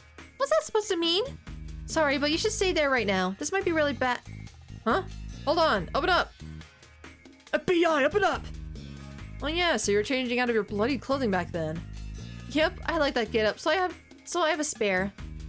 Now that she mentioned it, I did feel like she said that. Anyway, you went against the 1 per day rule. Yeah, from my experience, you always suffer the corruption the night after breaking it. That timeline was the only exception. And since Rikako-san had taken it in, like she said, the corruption went to her, huh? But wasn't she supposed to be torn apart? That's Yomi's corruption. Yomi's corruption? The strongest, worst corruption. Touching it makes you a Yamabito. Chima was now acting afraid of something. Okay. I get why you feel indebted to Rikako-san. Why you wanted to give up on the feast and how you got here. Now for a more serious question. You probably won't like this, but it's necessary to get to the heart of the matter. Can you help me out? Of course, if it's something you can't handle, you can just stop. Chimin lightly nodded. You're invested in something supernatural that the others aren't here. Here aren't. One of them is the corruption and the other is God. Tell me about both. You remember everything even when you die. So, I don't wanna. You'll hate and be disgusted by me forever. I don't want that. You're the only one who can understand me. It's fine. I didn't feel much about you being a murderer, right? But... It's fine. You promise you won't hate me? Bitch, at this point, we're all fucking murderers. We've done horrible and heinous acts. Let's just put a ring on each other and just get the fuck out of here, okay? How about that? I promise. After a few seconds of hesitation, she finally gathered her resolve. She then put her hand inside the collar and took something out. A metal trinket on a metal chain. showing 3 symbols. A whirl and a diamond. It was a sign of the Yomotsu Okami. I remember the time I picked up in Saranaga after I won against Shimi as a snake. So it belonged to her, huh? This is... No! Don't look! Serizawa-sama. I am so sorry. That is corruption not even I can take in. Came back to me. Kako-san had discovered something pendant like that Shimi was wearing. After that, Shimi went nuts and ran off into the mist. That meant that what I found in Saranaga on the other timeline had been dropped by her after she jumped off a cliff. I finally realized another thing. Here in the talisman with the sign of Yomotsu Okami, Yomi itself was the worst of omens, and actually wearing it couldn't have been a good thing. It could only represent the worst, most fearful and maddening of things. This is something I've been wearing since I was little. You know what this means, right? A whirl and a claw? The sign of the Yomotsu Okami, the lord of the corrupted hunting grounds. Why do you have that? Because I'm corrupted. My old name was Shima Miguruma. Oh, Miguruma. The tower lookouts. The top of the forehead found is in Kami Fujiyoshi, the snake. Shima Miguruma was the daughter of the snake. She didn't have any siblings, so she was supposed to become the wife of the man who he adopted and become the head of the family. At least until she was 5. Shimi's eyes turned dry and empty. That day, I playfully opened the iron door to the basement of the 3rd lookout. I was told never to go there, and the door had that symbol on it. And... Come down, Shimi-chan. You saw dogs, didn't you? She came back to her senses and light returned to her eyes. I knew it. You see part of the conspiracy. The dogs bit you, right? Yeah. As it became harder for her to speak, she pulled up her sleeves and showed me her wrists. They're old, but clearly visible scars on them. Anyone who takes in Yomi's corruption will eventually go mad and die. We Migurumas, had that drilled into our heads since we were little. Where did the Miguruma have them? Saranaga isn't the only entrance to Yomi. It has its mouth open in many places. The Yomotsu family used to protect us against it, but they couldn't do it anymore, so... The Miguruma took it upon themselves. Shimi nodded. A daughter who did receive Yomi's corruption wasn't suitable for the Miguruma. That's why, just like Mochi, I was disowned. Sorry. I've calmed down now. Don't force yourself. It's fine. I had my surname changed to that of a branch family and was sent to Yasumitsu. Again, just like Mochi. Huh, so they changed surnames because of the disowning. Oribi was probably Koyori-san's maiden name, but yeah. See how they worked around this. No one seemed to know that you were a Miguruma, though. The Miguruma are a very secretive family. They hide any births and deaths in the family for about 10 years. Can't shut out gossip, can you? The Miguruma can. The people who do the reports and everyone at the funeral home are Miguruma. I see. But why are they so secretive? I left when I was little, so I can't be sure. But they probably think that secrets have power. Secrets. Mysteries could immobilize people, huh? Intelligence. Management was extremely important when keeping a group in line. Especially for the Miguruma, who are doing something dangerous. This pendant is proof that the corruption I'm corrupted, so I'm fated to become part of Yomi. I was told that it would hold the corruption back and keep it under control until the time came. Yomotsu Okami was scary, Yomabito, which I believed control other Yomabito. So I thought this would keep me, a corrupted Yomabito, from going wild. I was really scared of that happening. That was nothing more than her earnest beliefs. That's why I understood just how pure and profound her feelings were. She'd come to know immense despair at an extremely young age. So you went to Yasumitsu and then what? Well, I went nuts. I was young, but I knew that I was corrupted and sent to a corrupted place. Tabo-chan was my primary victim. She was the one in charge of the dining hall and I always refused to eat. So, that was why they were still so distant. I entered elementary school at Serizawa and I was the only student from Yasumitsu back then. It was pretty hard. I was bullied and I fought back. They teamed up to make me out to be the bad guy. It kind of worked out because the teacher knew what was going on. But then the teacher transferred to another school. My situation got really bad. Then Oribi-san family moved in. Then Yasu-kun, Haru-chan, Yoshi-kun started going to school. I became the big sister character, so I had to do my best. And then, well, you know. You kicked the crap out of someone. I kicked the crap out of someone. Well, I got chewed out and punished pretty harshly, and then I might have made the situation even worse for Yasumitsu. but all the bullying stopped, so I'm proud of what I did. I see. So that was why the children here adored her, but she felt awkward around the adults. So, was it a conscious sense of duty that made you do it? I was mostly just pissed. I don't mind. It's cool. Don't know why, but it feels like Chimi is the best worked out character in the game. Can it be? Maybe. I feel like Rikako is also kind of a decently thought out character too. But then again, she's mostly like tied to like her duties and stuff, which is kind of interesting. So it's like a lore thing-ish. More than character, I suppose. So yeah, I guess Chimi is more well-rounded character. I was a pretty rough girl. At the core of it all, there was the fear of the corruption, right? Deep down, you were scared by the thought you'd go insane eventually. Or just desperate. You know everything, don't you? Sorry, I didn't mean to seem like a know-it-all. It's fine. I'm glad to have someone who at least tries to understand me. Chimi giggled. She could laugh at it now, but probably only because she'd grown up to realize a few things. Did you look into a lot when you left for college? Like, about the dogs and stuff? Well, yeah. Should you really still be afraid of them? I'm scared of God and its corruption. The science behind the disease doesn't change much. Yeah, then let's talk about that. In one of the timelines I was in, I met God. Huh? I'm pretty sure I know what kind of thing God is, but I feel like it's a bit different from the image of God you gave me. Chimi, can you see God? As in, visually? Everyone has met God. Maybe they just can't see it. You think it's insane, right? The looping and God itself are probably already insane, to be honest. I'm ready to accept anything at this point. How flexible. Are you an octopus? Octopus. Why did everyone like comparing me to weird stuff so much? Yeah, I can see it. Is it different than the three you see when you get the blessing of the wolf? God is on everyone. And little girls like Mako? It's not really clear on her. It seems big though, whatever it is. I was told that there are 3 gods in Yasumitsu. Huh? Who told you that? That's a secret. The only Yasumitsu gods I know are Shinai-sama and God. Shinai-san is a god, no? Shinai-san is a god, but not the god I have in mind. The god in Haruchan is the one you're thinking of, right?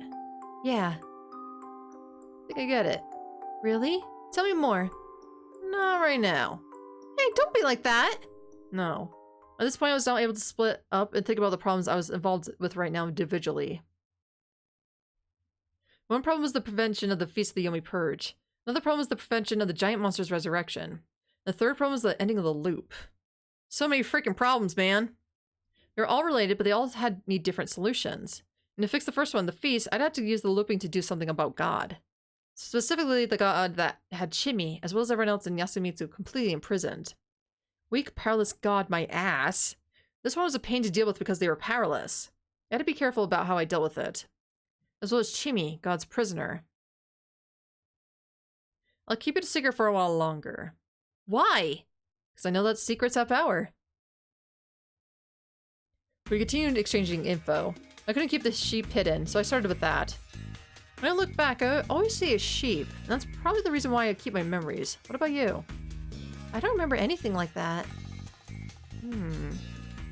That meant the reason she kept her memories was different from mine. I also remember retention was less consistent than mine. Some memories actually felt like a dream for her and often lacked clarity. She said that, for all she knew, she might have looped a lot more times than she realized. I was curious why she kept her memories, but I set it aside for now. Anyway, according to the sheep, the loops were happening because of the dream. I thought over in my own way the things I'd quickly shared with me. Something had stored Fujiyoshi in its general area into a dream. It was absurd, but I had to accept it. An area some square kilometers had been detached from the real world, meaning that this was like a virtual reality. The space could be restarted, and it probably had a different flow of time. I spent a lot of loops here, but I bet not even a second had passed in reality. The string could happen over and over without wasting any time. They gave the mastermind behind it countless chances to create the ending they wanted, and once that happened, the dream would stop being a dream. It would become prophetic, basically, or rather stop being reset as just the dream and turn everything that happened into reality. That meant that I could be going about my business, still thinking that I could retry it all, when the master of the dream could just yank the rug out under me and be like, nope! It was as if reality had an intrusive editor who told the author to turn anything he didn't like into a dream. Man, that was messed up. Be right back. Alright, though, fools. No worries. According to the sheep in Shimi's info, the range of the dreams had changed. At first the dream just looked around, but once some outsider came in, it started going all weird as shit. It made a huge mess of things, and that's right there's the result. The dream changed because of me? After that, there was a change. Miko-chan wandered in. Your arrival was the third change since Miko-chan came. The starting point moved about 12 hours too. I had no idea how many loops the sheep had been through since starting, but it did mention that things didn't change much at the start. That meant the result was the same no matter how much the dream repeated, far from the ending the dream's architect desired. That was when they brought in the first outsider, probably Shimi. The method was most likely moving the dream's start sometime further. When Shimi had returned to Fujiyoshi, she had already entered the dream, unwittingly becoming trapped in the loop. Because the start of the loop, the starting point, was pushed a bit later, Shimi became a character in the dream. Shimi was the first one who had memorized the previous loops, and with her joining the dream began to change. However, those changes didn't satisfy the mastermind, especially with Shimi not really doing anything constructive. Thus they moved the start a bit later again, this time taking in Mako, who from what it seemed didn't have memories of the previous loops. It was hard to guess that nothing was changed by her joining. The third one was to enter was me. And I, unaware of the mastermind's plot, tried out various things and ended up fulfilling their wishes. The sheep said that the mastermind still didn't know about its involvement. However, they must have known that Shimi and I often did unexpected things. So I wasn't sure if they were aware that we had our memories. They either didn't know about it or just didn't know the cause. So I guess we shouldn't reveal that we remember stuff, huh? Yeah, especially around the people of Yasumitsu. Huh, what? You're saying that one of them is the mastermind? That's likely. Or at least I'm pretty sure the Mikuruma have nothing to do with the looping. Why? Because their goal is different than Great Lord Shinai's. But who could it be? Who's hiding another god? Is it possible for a person to hide their god from far from your sight? I can't really see the gods of the people I don't know. I see. Basically, your ability was like an eye for reading people. Even though you couldn't know for sure based on just faces, some people could intuitively figure out certain things about others just by finding out more about them. In her case, such info was just more visual. It might have been a kind of synthesia.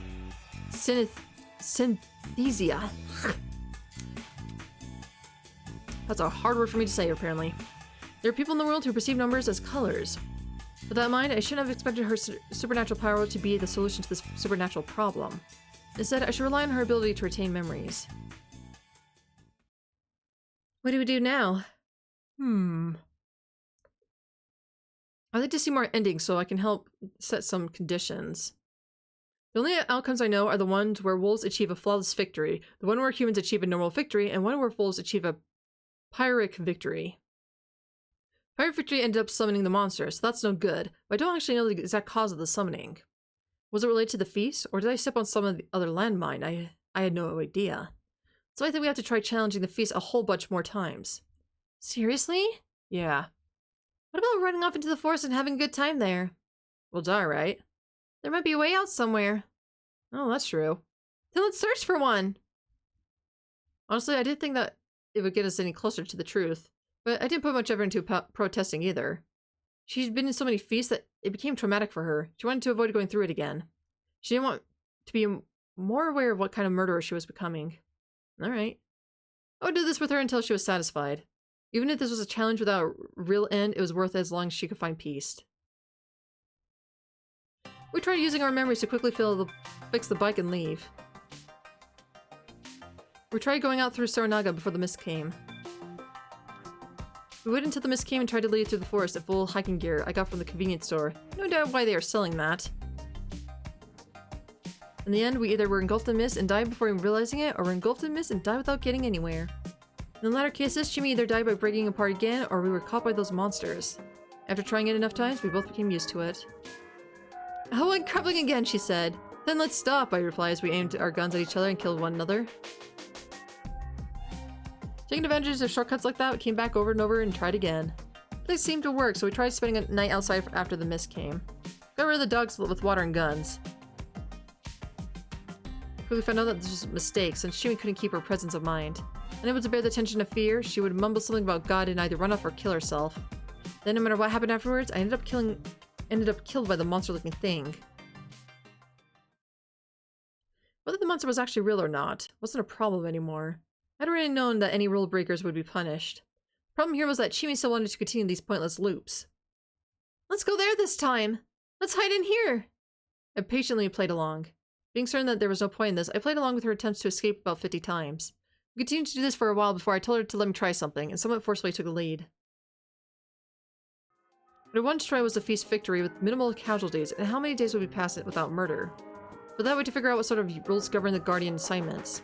I actually had an idea for how it worked. First time. The time I was a snake. The time I was a wolf. The time Chimi had first become a wolf. Over them all, I noticed that there were trends such as Chimi's tendency to become a wolf or Mochi's tendency to be a monkey. To find out the nature of these trends, I wrote down the Guardian distributions I knew on a table. First, I tried putting the names in order, then writing down their Guardians. I didn't find any patterns there.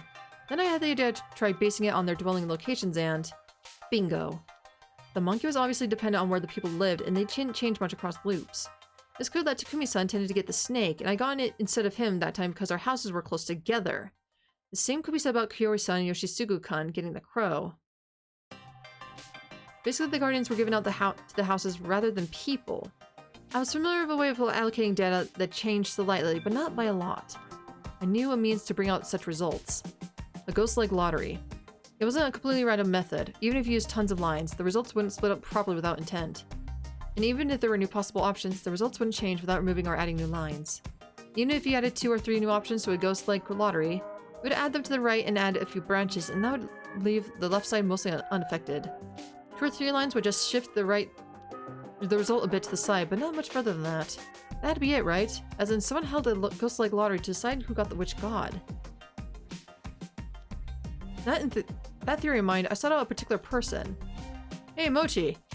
Whoa, how do you know my nickname? Ignore that and just look at this. It's a popular puzzle. Can you write down a ghost-like lottery with these results? I want you to make it so that removing this line does this, and adding a line here does this. What? I have no idea how to do that. Just whatever feels right to you. Oh, like this? He actually made the conditions perfectly. How like him. Like hell, a puzzle like this could be popular. His talent for getting the answer right without proof actually scared me. There was a talent that could turn society on its head, but that wasn't important at the moment. To see where the ghost Lego lottery was usable, I attacked the Masato mansion once. Specifically, I broke the windows the day before the mist came, and he was so scared that he just returned to Kami Fujiyoshi next morning. My theory was that the lottery began with the settlement's upper region. That was why adding new people to the empty houses affected the Guardian assignments, while Kinosuke continued to be human. Thus, without him, the roles would have to change drastically. For those conditions, I tried a case in which Mamaya-san and Hashimoto-san both died, while I took the Gen-san's dude's place. I ended up being the snake, while Chimi was the badger. The wolves ended up being Yoshisugu-kun and Mochi. The ghost leg lottery was completely accurate. I also tried looking into how the distribution worked before Mako came, and apparently there was a human missing in the middle. That confirmed the Guardians weren't handed out by a supernatural force, but through this ghost-like lottery. Using this, I could also create lots of patterns. By changing my residence, I could get whatever Guardian I wanted. A good one would allow me to get through it without any problem. At that moment, I excitedly told Chimi that the feast was as good as ours. I never forget the dead eyes she looked at me with. So, when will it end? The feeling was that I made a huge oversight. Chimi had passed her limit long ago. I've forgotten that my sense for such things is a bit different than a normal person's. I wanted to clear the feast with a minimal number of deaths and find out how many days could go by without a murder. It required an agreement of all the participants. It wasn't something I could do by myself, and I needed Chimi to try with me. I didn't mind looping about 100 times more. She, however, didn't want to loop ever again. She tried weird things before because she wanted to try a method that could let her win quickly and easily, even if it was absurd. In her eyes, my plan to loop hundreds upon hundreds of times in a case of trial and error was simply unacceptable. I was killed. She wanted to kill me, and so she shot me right up front. Rookie-san, what if the winning move is to kill you 100 times? Oof. I realized that I never considered what a threat Chimi with memories could be. I was killed over and over again. Over and over. Sometimes she killed me right upon seeing me in the darkest of Saranaga or the dining hall. This is so damn fun! Your expression is so new to me! I love it! Chimi, don't make me dislike you, okay? You were like the best girl for me! Dude, come on! Sometimes she acted out events like I'd remember them, then grinned and killed me when I was completely defenseless. Did you forget? Too bad, Shimi-chan Dark Edition is still alive! Really, she didn't remember things until I provoked it somehow. That must have been because the number of loops she spent alone was way longer than the number of loops we started sharing memories. Her loop count was probably way over 100. She was a whole lot more damaged than I first thought. Oh, but after she killed me 63 times, it finally got to me. You find killing you attractive? Cowardice. Holy moly, what's wrong with her? She's going absolute batshit crazy for the loops. Yeah, the loops are driving her absolutely insane because she's just done at this point. Whereas, you know, we're still like kind of going through this still, but I've been attacked in Soranaga about 20 times now. Half of those times she just blasted me with both shotguns at the same time, just like this time. Otherwise she used traps or feints to corner me, then finish me off. So, she had no idea how to handle a situation in which I survived her first shotgun blast. No, why? No what? How do you think I feel about getting killed over and over? Honestly, not even I expected to find a bulletproof vest in that convenient store. It didn't protect me completely, though. It just kept my torso from being blown to pieces. My rib cage was shattered and the internal injuries were undoubtedly fatal. Still, I had enough life on me to catch her off guard and fight back. Shimi-chan, how do you want to die? Oh man, this is so satisfying. What'll I do next time, though? What'll she do to me after this? Will this just continue forever? We're both going fucking crazy, man! This might have been an actual dead end. Man, this is a damn pain in the ass. End of the line for me this time. Sorry. She could still breathe? She could still breathe? My consciousness faded at about the same moment as I delivered the final attack. The next loop came. I entered Yasumitsu through Soranaga and encountered Chimi, just like always. This time was different, though. She didn't have any weapons. Chimi didn't attack me or run. She just vacantly looked at nothing in particular. Nice to meet you, Chimi Serizawa-san. I sat down next to her. Nice to meet you, Haruki Fusashi-san. What a mechanical response. Saying each other's name on our first encounter had become common practice since we started sharing memories of the loops. I never did have said anything more than this time. It was awkward. I felt like we just had a fight. Well, not like we hadn't. What is it? Are you mad? I don't have a reason to be. Yeah, but you are mad. The pain in the ass part hurt a bit to hear. Hey, don't get teary on me now. And I fought back only once. There was no love in the way you killed me. Now that's a quote. Well, I didn't mean for there to be any love in it, and I don't know how I feel if you told me that your kills did. I know what you mean. I was so carried away. Killing you helped me forget the feeling of isolation. I could kill you countless times and do whatever to you, so I thought you'd forgive me always. That's just awful. Sorry. Last loop, I realized. I really was just being a pain in the ass for you, but I only saw this whole thing in terms of your own good. What? It wasn't our goal to you. I'm just a side character to you, and all that matters to you is whether I'm useful or not. I only said that because I was just a bit pissed, that's all. That's a lie. You lie so much. I finally realized. You scare me. Even more than God. Being hurt, killed, or simply glared at by you scares me more than anything. That's how much I love you. You're scary because I love you, and I love you because you're scary. I want to kill you because I love you, and I love you so much I want to kill you. I know that's weird, but that's what I realized. I really do love you. I guess this is Chimi-chan's origins as a yandere?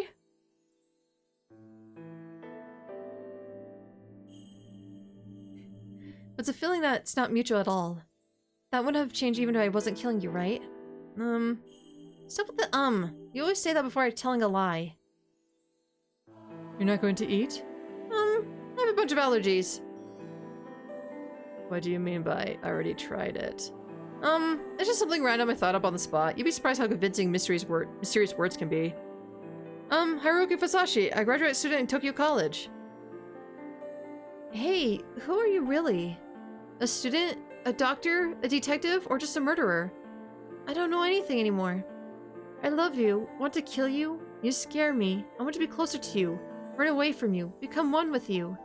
I want everything you are, but I can't tell you don't want that. I don't know what'll happen after that. I figured that maybe just killing you over and over would keep me happy, even if it scared me. I always thought this was hell, but maybe it's actually heaven? I pushed her into the river. What are you doing? Huh? What are you doing? Kissing you? I mean the pushing! Well, I just thought, what the hell is this girl who killed me dozens of times saying? And figured I had to get back at you somehow. And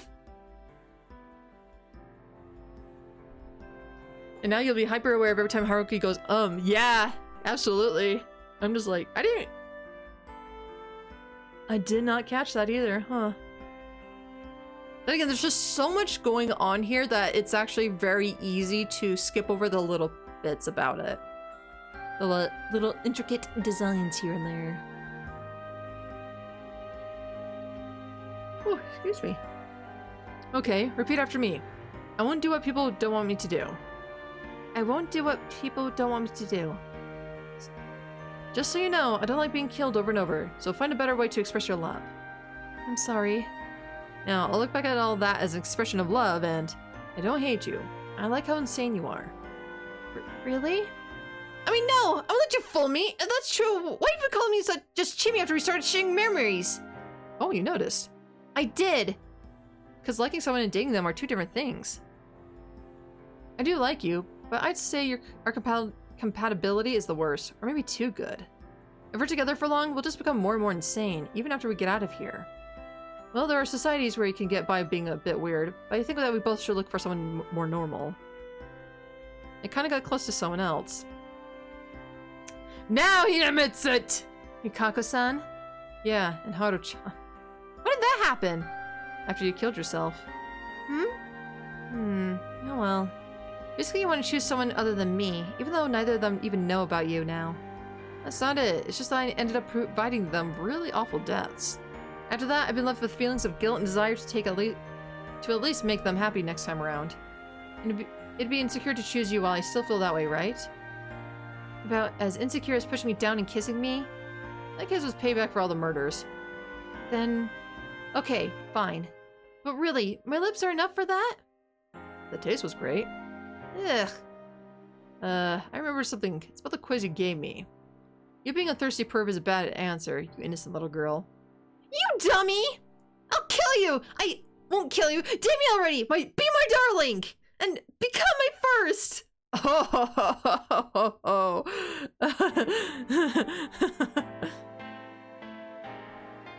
Who could have known that you don't want to kill the one you love? Who'd have thought? Yep. Who'd have thought this girl was so innocent? Oh my. Oh, this is it. This is exactly what I wanted. I love this mix of happiness and embarrassment. It sustains me. Then... No. If I do that, you'll find happiness in this looping hell and stop wanting to leave it. I don't mind that. Like hell, that's not how you were at the start, right? The looping warps people. Even I was no exception a couple of times. Even if you can tough it out, dying hurts and it's something no one wants. Imagine this goes on forever and we keep dying over and over, maybe even at each other's hands.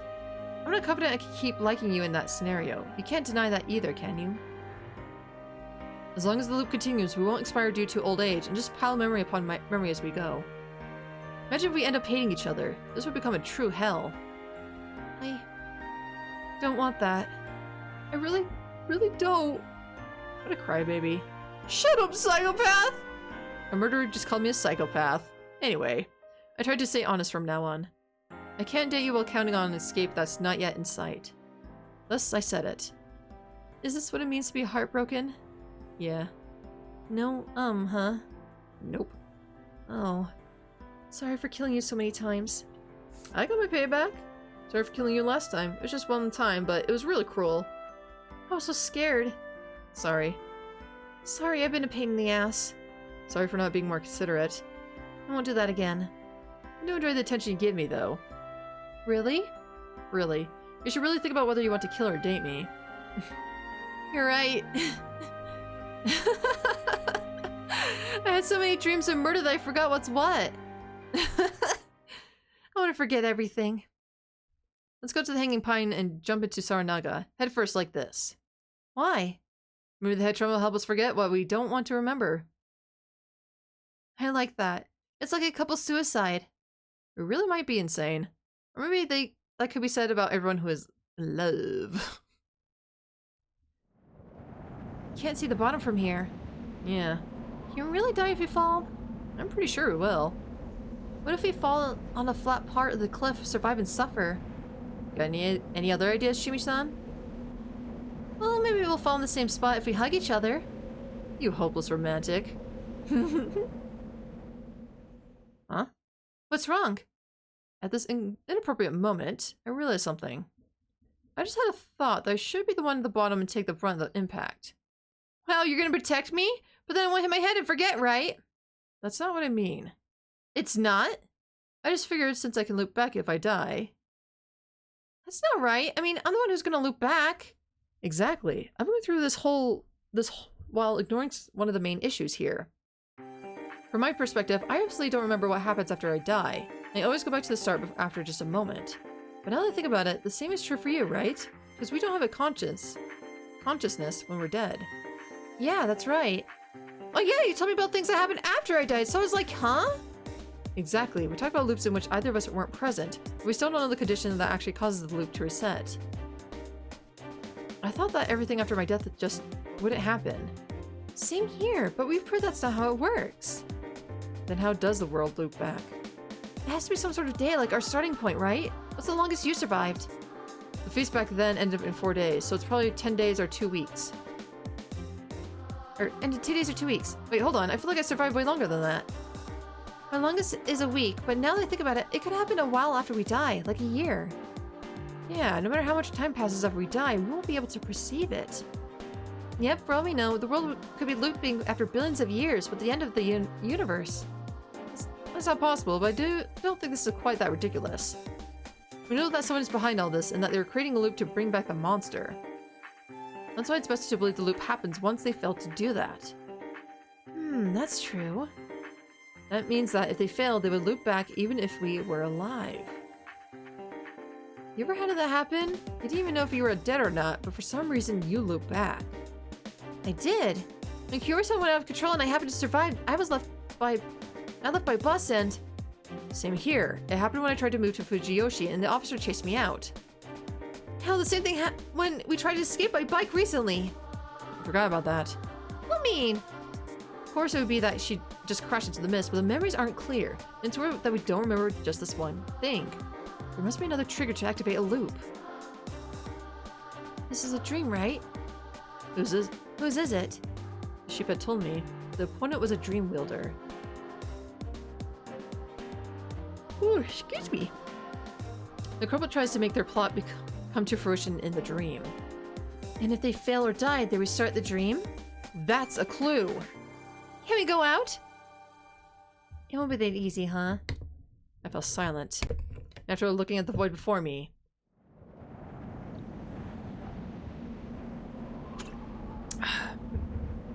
What do you want to do? You're trying? Yeah. But I do want to try falling here at least once. You masochist. The memories of all the murders I committed are heavy, and I don't want to keep remembering them. Even if I can't forget it all, I need a bit of a change of pace. Pushing your school for a change of pace, huh? What if you lose some important memories? I'm sure it'll be fine. The Haruki-san and Shimi I know can find out things like your sudden realization just fine. What if we forget that we know each other? That'd be good, actually. It'd be a chance for me to make a fresh start with you. This little masochist is pretty hung up on the idea of taking a dive in your embrace here. This might be my last chance for that. After all, I'd rejected her. Having a taste of the sentimentality behind a couple's suicide and actually surviving is pretty insecure, but pretty juicy, huh? I really like how your mind works in these situations. Really? You like it? I do. Do you love it from the bottom of your heart? Right before I was about to talk, my mouth was closed shut. Your lips cut my words short. Not bad. Get a grip, Haruki-san. If you're gonna forget this, at least spoil me a bit. There's no guarantee we'd forget it. Oh well. I love you, Chimi. I love you too much. Man, that sounds like a lie. Sorry, I seem like a swindler. You really do. But I love you too, Haruki-san. Then, yeah. With the hope of starting anew, forgetting all the nonsense, pain, hatred, and sadness, we instantly smiled at each other. With shared hope, we jumped off the cliff. Whee! Distant light.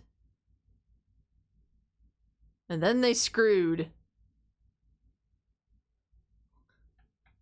I just want to watch the hint corner tell me where to go. But I think it's Rikako's route now.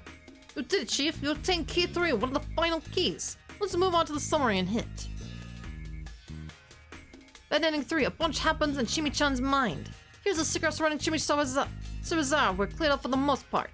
Well, Haruki Fusashi went through a rather harrowing experience, but he's gained an ally, so all good, I guess. By the way, key 3 unlocks 6 darkness, select trapped. So you have to jump far ahead, but next up is making peace with the stubborn one. Looking forward to it. Well, that's enough for this time. Die another hardy death next time. Guess it was just a dream, right? Do better next time, dumbass.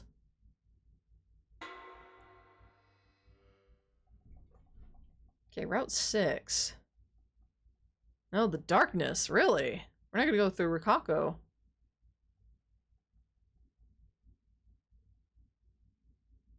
You know, that's death. Oh. Select trap. Yep.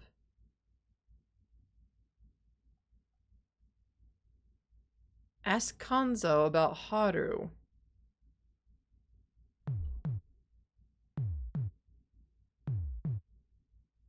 That was right. I just remembered. Do my memories carry over in a weird way because the method from back then was weird? But then again, this wouldn't be the first time my memories didn't carry over properly. Maybe I should have counted myself lucky for remembering at all. I had tons of things to think about. About the beast in the village. Giant monster. The dream enveloping Fujiyoshi, as was the looping the sheep had told me about. But this wasn't the time to worry about that. The old man before me was one who survived the past tragedies in Fujiyoshi. The old wolf guy being a pain to talk to, I'd rely on him instead. But how was I supposed to talk to him? Looked like there was just one way. It's me. I'm a wolf. Upon hearing that, you're a wolf? He didn't take out his gun. His expression showed nothing but total confusion. I know. From your experience, wolves never reveal themselves. Of course, the humans don't lie, so you can't even imagine why anyone would say something so suicidal. Shut it! Friendly put his gun at me, but his lateness told me just how hesitant he was. I controlled the pace of this conversation. I revealed this because I'm someone who grew up outside the village. I'm not bound by God's curse. Not yet, anyway. So I will slowly drift into my dream world. Alright, Marin Heka. As always, do appreciate you tuning in. Have a good night. And of course, hope to catch you next time. Oh, see you next week. I will be taking the rest of the week off, so no stream on Saturday or Monday. There will be a movie night on Wednesday, though. And of course, we'll continue streaming on Thursday. You don't understand. Okay, well, just keep in mind that the feasts from before were isolated and didn't have any outsiders. Your experience doesn't apply to a feast with outsiders. Don't be so concerned, though. I mean no harm. We say that as we possibly have killed somebody already. Or is this before we killed somebody? I don't remember. All this looping's getting me confused. I sat down on the ground, extending my hurting leg forward. Shoot me if you want. Though I'm sure you're aware that a murder without a majority's approval is against the rules, even if it doesn't break the 1 per day law. I'd confirmed that during my loop with Chimi. Get to the point! There's no point. I just feel bad for you. Huh? I had to apologize to the Kuyori-san and Haruchan of this lifetime. It must be awful for a grandfather to kill his granddaughter. I wouldn't want to be the only survivor of such an awful situation. It's too heavy a burden. That's why I came here to talk to you. What'd you just say? Must be awful for a grandfather to have to kill his daughter. He didn't fire, but he sent a solid kick flying at my solar plexus, knocking the wind up from my lungs. You're a wolf! You gotta be lying! If that was the case, I wouldn't have revealed myself at all. Well, I understand, though. I'm a wolf, and all I'm saying is true. Then why'd you say it? Will I get it if I say it this? If you don't want to kill your granddaughter, kill everyone else. Another kick. Came for my face and hit my head, making me see stars. I'll hang all the wolves, even my granddaughter! Yeah, I thought you'd say that. I don't mind if you choose that. But are you really sure? I'm putting my life on the line here. It's only because I want to open up to you. So could you please respond in kind? I just want to understand where before I die. That's why I want to ask you something. Specifically about your experience with the previous feast, and whether you'll sacrifice the laws that have supported you or your granddaughter. Please tell me, Kanzo Makishima. Can't trust you. Of course he couldn't. But he couldn't ignore or kill me either. Why not sit down? I can't move right now, and we still have time. He suddenly sat down right before me, cross-legged. Conversation was slow and sporadic. He asked if I and Haru-chan really were wolves over and over again. Well, what he was mostly conflicted about was whether or not to harm his granddaughter after all. Thus I said this. I'm relieved. What? You're actually conflicted about this. Haru-chan didn't hesitate to murder the moment she became a wolf. Really? Yes, Kori-san too. I was against it and I almost died because of it. And who becomes a wolf ends up a wolf to the core. Even Haru... Why? You're a human in the other feast, right? Can you tell me more about them? Thus he started talking.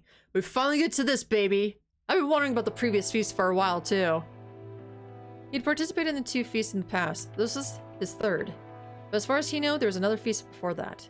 It happened about 60 years ago, shortly after he was born. The mist came and many died. It coincided with World War II. Youths from both Kami Fujiyoshi and Yasumitsu were drafted to the battlefield, so most of the ones who died in the feast were the elderly, women, and children. After that, Yasumitsu, which once had dozens of people, quickly deteriorated. This weren't the only cause, some just fled. I don't know much about that time, but the elders said that it wasn't supposed to happen. What do you mean? No idea. They just said the wolf should have never actually appeared. The explanation was so full of holes that I didn't really understand. However, it seemed like until the event during the war, the Feast of the Yomi Purge wasn't considered a paranormal event. Most couldn't believe that Kami had actually appeared. It shocked everyone. They began to think that they'd angered the mountain. Some of the elderly believed that the Fujiyoshi spilled blood in the war had awakened the wolves. It happened 60 years ago, but it greatly spread the darkness of the local superstition. Apparently something happened in Yasumitsu at that time helped too. Kanzo-san just said that people were killed, and I couldn't tell whether Kanzo-san didn't know the details or if he found it so detestable he didn't want to say it. Whatever the case, the main topic of conversation happened a while after that. It was the other 2 feasts, the one he participated in. He said that there were no myths for a whole 40 years after the feast in the war. The war ended during this time, and though some tried to fix it, Yasumitsu was in an awful state. People died, the workforce was lost, poverty became worse, some still living went to work away from home, causing the place to deteriorate even further. However, Kanzo-san felt that the main cause of this awful state was the darkness of superstition clouding the locals' hearts. Kanzo-san couldn't remember how, when he was young, everyone just worked the fields with cloths over their faces, constantly afraid of something. Those cloths were an item used in the mountain, Shinai Festival. Their purpose was to prevent eye contact with the Yomobito. The Kanzo-san himself used it to keep the sun out of his eyes and to prevent his game from sensing his vision. But at the core, it was an unreasonable tool born of superstition. Anyway, as the village became more and more unreasonable, the mist came, and it happened 15 years ago. At the time, Tei-san and Shimi, who was still in her first year of elementary school, were participating in an event of Kami Fujiyoshi, so they ended up avoiding the incident. The 2 village heads were in Yasumitsu right now, weren't here to begin with, while Takumi-san was already an adult working away from home. Haru-chan was born just a year before, and since her parents were on vacation, she'd also avoided the tragedy. They were on a trip away from Yasumitsu with a small child? My son's wife was a teacher from a nearby town. She went back to her parents. I see. I'm impressed he decided to marry someone from out of Yasumitsu. She was pretty much an outsider, huh? Some complain about it, especially Tabe. You were against it? The opposite. I'd rest easy knowing they could leave Yasumitsu at this time of year. It's the only time they'd ever escape it, though. Anyway, the only ones who'd experienced the feast and were still alive were Kanzo and the old wolf guy. There was a feast like this one. No one went to hang in one the first day. The wolves killed someone. If you had a fake for every guardian receiver, no one trusted anyone, and then voted. Go against the rules and get the corruption. Some tried. They died in the mountains or cause they didn't shelter. This feast killed the Higuchi heir, Oribi's, Yasu and Yoshi's dad. I'd heard of that. He was killed by the wolves on the first day. He was either wise enough for the wolves to see him as a threat, or they just hated him. Both were likely, but I didn't care about that now. Why would a village head come to Yasumitsu? Came here by himself to make a proper watering hole. The Gucci family fought over who would get this dirty job. It coincided with the feast. Was it planned? Many get sent here at this time of year. Year 1 too. I see. But was it unusual to fight outsiders at this time of year? That's true. So it's the first time a journal came to Yasumitsu. The feast that outsiders were invited at all was way more suspicious than the timing of it. Anyway, about 10 people died in the feast, and Yasumitsu lost a third of its population. It was awful. Kanzo-san was just a human without any guardian. Half of the participants were old people who'd either experienced the last feast or were in the war. Naturally, they could make awfully cruel decisions, and some tried to go against the rules, leading to severe punishments at the hands of the corruption. I couldn't do anything. I just hid from the scary stuff and didn't say a thing. The elders there told me to watch and learn because I'd be the one running Yasumitsu if they died. He got brutalized by the wolves soon after. Who were the wolves? We only found out one of the 3. The last one we hanged was a girl about as old as Toru, my son. Remembering it still gives me the chills. As she got the noose on her and fell, that well-behaved girl cursed us with the face of a demon. I knew that feeling well due to all my looping, but I couldn't really say it. After that, we finished up the feast. The old fart's been like that back then too. Old wolf guy. When I came back, I told Taba, my son, and everyone else that there had been an accident. There's nothing to worry about. Luchi was scared and got all quiet for a while. She even asked me to go with her to the bathroom at night. Excuse me. Takumi came right after, and Hikuchi's wife was sent here with Yasu. She had Yoshi in her. That was the first feast. Let me ask, did something happen in Yasumitsu before the feast began? What do you mean? Anything big enough for the village heads to take notice. A few years before that, there had been an illness here. It was hell. Dozens died and I was on the verge too. What illness was it? I don't know. Gave everyone bad diarrhea though. Not the diarrhea! Was that relevant? What about the feast next? 8 years ago, after a bad rain, the mist came again. It started after the landslide in the Nosato construction site buried some people. I already knew some things about that feast. During it, the children Tae-san and Kira-san were in Kami Fujiyoshi and it killed Haru-chan's parents. Jin-san, one of the survivors, mentioned something about the badger, and Haru-chan somehow survived the mist. Kanzo-san added more info to that. Takumi-san had been working away from home again. And Kanzo-san was the crow. He was absolutely certain that his son Toru Makishima-san was a wolf. My son said he was the crow. Tomiko, his wife, cried as my son and I shouted at each other, saying that the other's a wolf. In the end, there was a vote. He's the one who ended up hanging. Kept saying it until the end. Said he was the real crow and that I was a wolf. There was no bit of lie in his eyes. If I wasn't the crow, I would have believed him. Back then, only the leaders voted for him. It was really close. I almost got hanged. And someone got brutalized that night. And Tomiko, thinking that I was the wolf, tried to kill me at night and got the corruption cause she didn't shelter. Next morning, the mist cleared. What? It cleared though you didn't do anything after the brutalization? Haru-chan's parents' final moments sparked some emotion for me, but I had to comment on that. Was it really a brutalization? Are you sure the wolves didn't mess up and suffer the corruption? No, it was a clean axe kill. How many wolves did you kill until then? Out of the 3 wolves, only my son. I was the crow, so I knew. The mist cleared with 2 wolves still alive. That was supposed to be impossible. The feast rules didn't allow that. Wolves could only die during the day, and since one of them killed someone during the night, the wolves had to be alive. Did the mist clear despite that?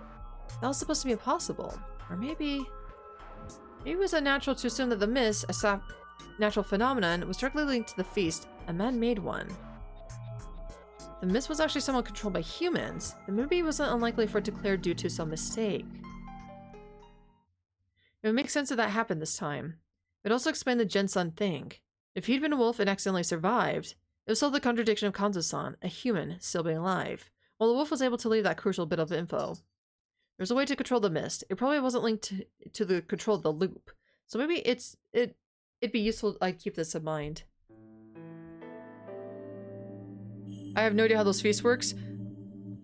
Yeah, we're trying to figure that out, but yeah, I do agree, it's very confusing. What about Haru-chan? I only know what I heard. She might have entered Yasumitsu the evening my son was hanged, but no one saw her. Huh? The mist cleared after that, right? Had the mist cleared because of God? So the mist ended there. And I called Takumi to clean up. Then Haru-chan became weird.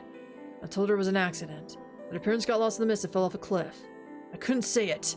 I couldn't tell her that her dad was a wolf or that her mom got torn apart, right? Kanzo-san was unusually talkative. The strange wolf before him made the rough, silent old man reveal things he'd wanted to take to his grave. You were right to do so. Still, the girl lost her parents, so she got weird. Wolf possession, right? And that's one thing. She'd also been a good, cheerful girl, and it made her all edgy and selfish. Hi. Yeah, I'm smelling something good upstairs. Yeah, my sister's probably cooking something. I'm surprised you're not up there trying to grab a little nib-nib. Little num-num? Little butthead? She started wearing those clothes and still carried around that bottle she had with her at the time.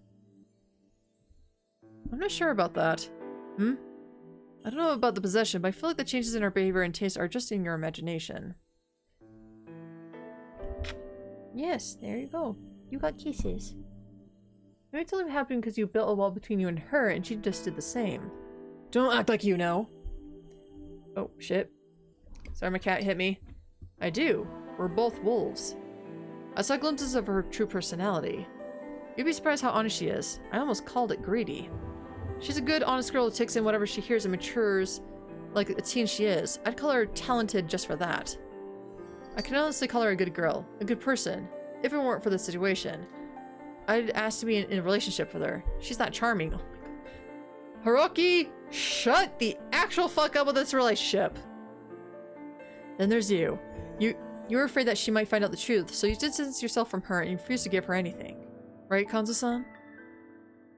He didn't get mad at me. He just cast his eyes down. This was the energetic, strong hunter I knew, but an old man caught in the throes of regret. What a shame. It's so sad that this would become nothing but a dream.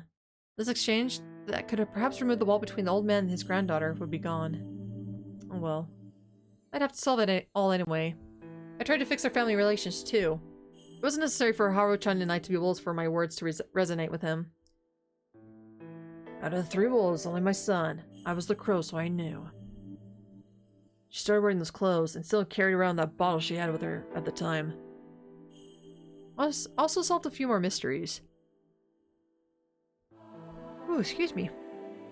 Might end it kind of soonish. So I'm getting a little tired. It was a good time to end it. Now, Kanzo-san, you need to go back. Everyone's worried. Give me your shoulder, I'll take ya. What are you saying? Your only choices are killing the wolves or betraying the humans and killing them. That's why you can only kill me, or leave me here and kill everyone else. Right? Huh? I know full well that Haru-chan is important to you, but so are the others, right? If you kill Kiori-san, Haru-chan and I will win this with minimal casualties. By vote or by bullet, I'm sure you can do that. The Uribe brothers, Takumi-san, the elders, and the village heads are blameless here. That's all you have to decide right now. Don't act like you care about whether the feast happens today. Well, I know that you'll suffer the corruption if you don't get the others to agree. I'm sure that you'll choose to massacre either the humans or the wolves, even if it means getting the corruption. Dying for Haru-chan is an option, and so is killing Haru-chan, but surviving yourself, and I know you won't pick either option. I don't get it. What are you after? Will the sheep get mad at me if I said I just wanted to die quickly and naturally and move on to the next time? That was the absolute truth. The thing I really wanted to say now was, Kanzo Makishima-san, I need you to be a good person. Please do what you believe is right. With that done, I close my eyes. After a long period of hesitation, I heard a metallic sound from his rifle. His breathing was already steady. He made his decision. It would be bad for me if I just died here, and there was no loop. However, I did find it sad that this man's resolve would become nothing but a dream. Dead. Hunter's Confession.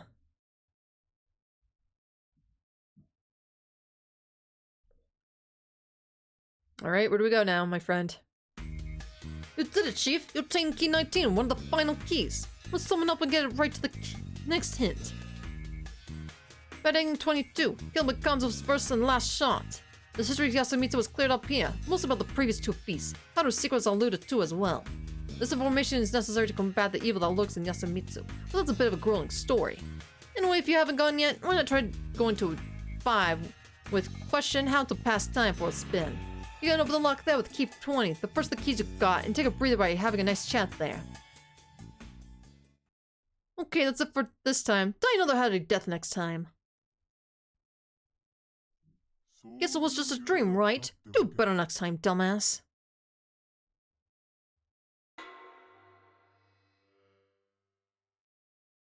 So many loopholes. So many loopholes!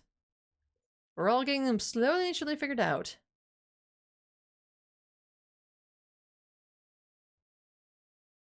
How to pass time. What are we doing this time?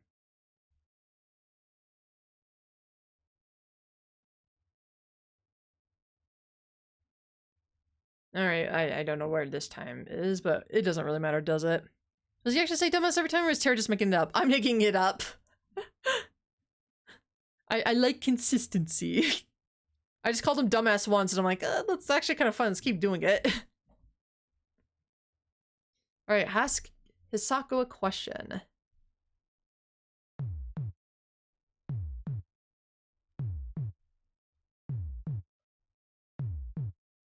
Oh, excuse me. Oh my goodness. Ugh. Oh yeah. It just came back to me. I was the me that had been crushed by a million sheep. I'd somehow forgotten that. The looping was kind of irregular this time, so my memories weren't maintained properly. Anyway. Hisako Maya info. Oh, the news reporter lady. Okay. So, since I remembered it now, I figured I had to ask her something. What is it, Fasashi's-kun? I said I was going to get some fresh air and caught up to Maya-san. In this timeline, she was a wolf, so she wasn't very stable right now. And the whole snake act she'd pull tomorrow, she'd go completely out of control. I'd have liked to have talked to her in a timeline where Hashimoto-san was alive, but I imagine it'd be hard to find a chance to talk to her then. I remembered it at a decent time though, so whatever, I'd make it work. I have more questions about the old stories here. About the badger? I don't think I'd ever leave the realm of imagination. Maybe there's no point in talking about it, is there? Like she doesn't know, huh? No, I'm interested in something that came up before that. You gave some examples of wolf, snake, monkey, and crow shrines, right? You even named some snake gods. What about spider? Oh, you noticed. She giggled in a somewhat creepy manner. Apparently it was easy to talk to her if it was about her specialty. I actually don't know of a single place worshipping a spider servant. I need to read up more. It's not like spider gods are common, right? Yeah, I know a bunch of spider yokai though. I know that centipedes are Bishamonten servants. You know about Shingen Takeda's centipede army, right? Nope. Yeah, it was a popular military symbol because centipedes can only go forward, right? Yeah, isn't that good enough? They're close enough to spiders, right? I wouldn't say so. Thought so. Spider gods are rare even if you look at the rest of the world. They are? Yes. There's the African Anansi, the North American Iktomi. Besides that, there's a lot of spider-based stuff in the Native American myths. I have a theory about that. Oh?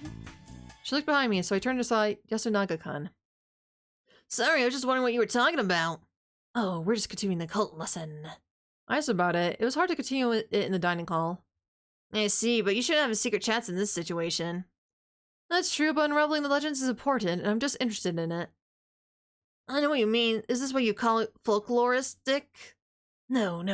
The actual specialist that would get mad at me if you call it that. It's more like mythology nut talk for folklore gossip. If you're interested, you can join us. It'll make us less suspicious. Good point. I guess I'll hang around for a bit. We weren't saying anything that was worth hiding anyway. Were you talking about spiders? Yes, I have an outrageous theory about it. The Umatsu family is actually descended from the Ojibwe Native Americans. What? What does that mean? Yeah, what does that mean? You abandoned me the moment you realized that the joke didn't click. Oh well. How about dream catchers? Oh, dream catchers. We're gonna pull this stuff, huh? Interesting. Is that an attraction or something? Oh, I know. It's the net thing made of string of wood, the mobile-like decoration. That's right. Those things are first crafted by the Ojibwe Native American tribe. It's only based on the spider's web. Like it says in the name, it catches all the bad dreams and only lets it through the good ones so the children can sleep well. I myself have a few dream catchers myself. Especially when I was a kid growing up, I used to have quite a bit. Well, not a bit, but I had like 3 in my room. Actually, do I have any hanging up? I think I have one on my door now that I think about it. I don't think anywhere else. It's just a weird thing that I just do. It's just a weird hanging thing. Just always put one up, just in case the dreams get a little too crazy, you know? Also, the story about the dream catcher speaks of the spider woman called Asibikashi. Sounds like the Matsu's right. It does. The spiders was said to protect people from the dreams of Yomi. Amazing. Then the Matsus are actually Native Americans who came here centuries ago. Yes, a Naga-kun, don't be fooled. Huh? Well, there's the faint sliver of a chance that's true, but it's probably just a coincidence. There are similar legends all over the world, and it's hard to argue that they're actually all the same thing. There are even theories that Japanese are actually Jews and that Minamoto no Yoshisun is actually Genji Kong. That guy. What? Genghis Khan? Don't just believe it. These theories have so much base on as the one that says that T and what the fuck have the same origin because they're similarly shaped. I see. What is that for wild stuff they're talking about? Everything they're talking about is wild. Theory about the Japanese people being a lost tribe of Israel is real and super mega racist. Oh my god. Oof. Yeah, I know how deep, theories, like crazy weird-ass theories can be. They're interesting when you think about it, but at the end of the day, it's just like, it's just so weird. There are many people who get into these things out of boredom, delusion, or over a grudge, and they're often the loudest ones. I will admit that people's delusions are a source of dreams, but you should enjoy them with distraction. Or discretion. Oh, I went on a tangent there. But anyway, no, I don't think she has Native American blood. If she did, it would have been probably killed out at this point. But I do believe that's not likely that it could be related to some very old folk-like tale. I see. By the way, do you know Jung? He was one of the fathers of psychology, and he proposed some fantastical concepts. I think it was one of my ethics workbooks. I talk about the collective unconscious? It's related, but I'll leave the complex stuff aside for now. Jung believes that similarities in legends and myths are born because of mental images that most of the humanity can relate to. Race and era don't matter here. It's a universal image that all of mankind understands, and it's why similar myths can be created in different places and cultures. That's a bold assumption. I actually think that what you said about history being the prime influence here is most likely. He has detractors, of course, but that's what he believed, and he gave the name archetype to these common images. And he defines several archetypes himself: trickster, anima, etc., etc. Among those, the spiders consider this to symbolize a great mother. Great mother? Yes, the mother that gave birth to all, loves and cherishes all, as well as the one that binds all, obsesses over all, then consumes it all, only to birth them again. It's an Earth Mother sort of an entity. Oh, excuse me. Oh my goodness. I think after this, our route with Mamaya, we might call it a stream. Whew. I'm getting real tired. Whew. Humanity collectively sees that the spider, or thinks of such things upon seeing it, apparently. If there really is such an archetype, it'd be no surprise that something embodying the idea of a spider weaving a net protecting the sleep of the children was born in both America and Japan with no real connection between the two. I see. I'm guessing that's a psychology subject. Hey, well, my role here is just presenting some weird, fantastical theories. Don't take it too seriously. But the fact that there are many ways to approach these theories is new to me. I know what you mean. I'm sure I'd have a lot of fun if I could analyze the Chair, stop ratting me out, please. Sleepy fox, indeed. Sleepy. Yeah, there's still a large chunk of this finding the final keys route left. Yeah. I know what you mean. I'm sure I'd have a lot of fun if I could analyze the local faith properly. Would saying it's fun making people mad, though. But really, if I could make money off of it, I'd investigate it myself. Where can you study that kind of thing anyway? Did you learn in college or something? Huh? Didn't you want to be a lawyer? Yes, of course. My teacher always used to say that college is a place where you learn what you want to. If you change your mind, I'll introduce you to a cultural anthropologist from XX University. Can't say a real university because we might get sued. Sorry. Thank you. My son left him a business card and he said he would contact her anytime.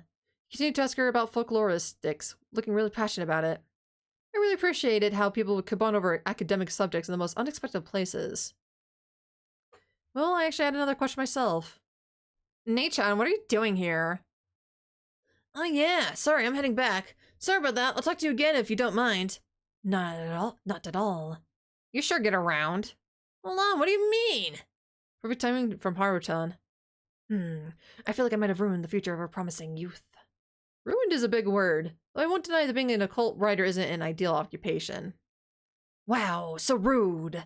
But I can't deny that. But if he wants to be a scholar, I don't think anyone would make fun of him. You're in sciences, right? I guess you could say that. Hey, there's the Let me just tell you that you shouldn't underestimate how little money liberal arts majors make. I'm sorry, I completely forgot. Now I'm annoyed. Anyway, should we go back too? Before that... Oh, Thorlo Fools, welcome back. You know, you said you know spider yokai, right? Can you name some? Well, there's the Duragumo. Depending on the legend, the image of it gives off a creature that commands fire versus children. And most commonly, it's a chanting woman that does something to men. You don't say. Tsuchigumu, defeated by Minamoto Yorimutsu, was just a huge spider, but could transform into a beautiful woman. Sounds to me like the spider's archetype is evil woman. I know what you mean. They're black widows, too. We left a bit. Chatting with Mamai-san was always entertaining. There's also some legends about minor spider yokai, I guess. For something more modern, there's a spider thread. Kandata spared a simple spider, but the one who let this thread down was Buddha. I see. The Matsu's clothing was Buddhist influences too. I don't know if that's relevant though. Besides that, all I have is pure fiction, like Atlak Nacha. Go there, you'd have to rethink all the other guardians. That's true. The Hound of Tyndalos, Valusia, Servant Men, Monkey. What's good for Monkey? Wendigo?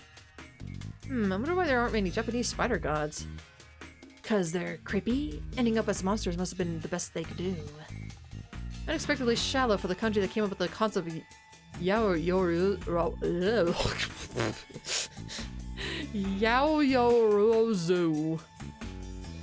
Wow, that was tough. There's a god in everything.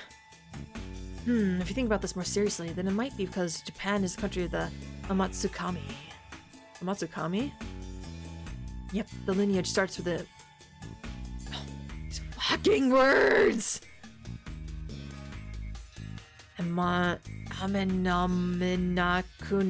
Kanushi. Oh boy. Then going to Izanagi, the Izanami, then Maturasu, then the heavenly grandson, Ninigi. The first emperor of Japan, Jimmu, came 3 generations after Ninigi, so the current imperial family could be the descendants of Amatsukami. They're definitely being tongue-twisty nerds on purpose here. Oh, really? When I think of Spider-Woman, I think of Spider Lady from Monster Monsoon Rakanera. And there might have been some inspiration from the folklore that she's talking about, though. If I had to guess. Huh. There were gods before Izanagi and Izanami? Tons. They created the country and lots of other gods, but there were gods born alongside the creation of heaven and earth. Anyway, gods with roots in heaven, Takamagahara are considered a Matsukami, while those who left Takamahagara ended up living on earth, like Sasanoa are Kinetsukami. Then Amakasukami said they control... That's Japan, by the way. After much wrangling, they ended up striking an agreement. The Kinusukami ended up living a secluded life in the Izumo Grand Shrine and handed control over To Matsukami. That's just how you feel about the fucking word now, just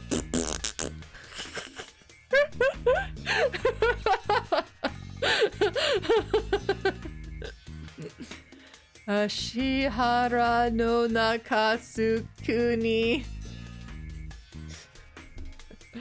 I'm sorry, but it's just easier, okay? I think I'm gonna go with that. After that, Emperor Jinmu traveled east to make his city. They defeated powerful enemies like Nagasunehiko and the numerous Tsuchikumu. Ah, that's not the yokai, by the way. It's a derogatory name for the clans that used to live here. Anyway, he conquered them and finally built the foundation of the current Yamato.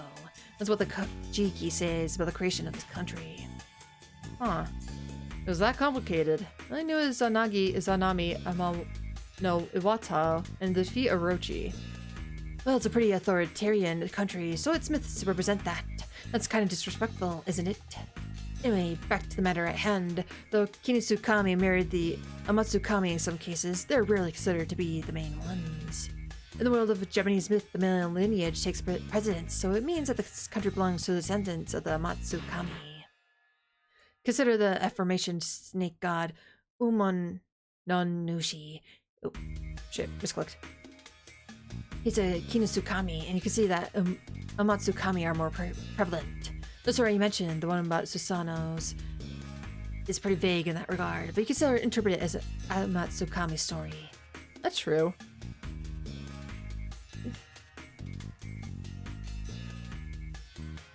Let's see, I just skipping over the whole, yeah, they genocide the indigenous people. They conquered this area. Yeah, they conquered. Which I guess is technically true. In a sense, if you think about it, it's not wrong. But maybe not the best term for what they were describing. Those Japanese people just want to fuck with non-Jap people with those words. They really do, and it's not fair. It just really shows how dumb I am, and it makes me sad. It just makes me so sad. God damn it!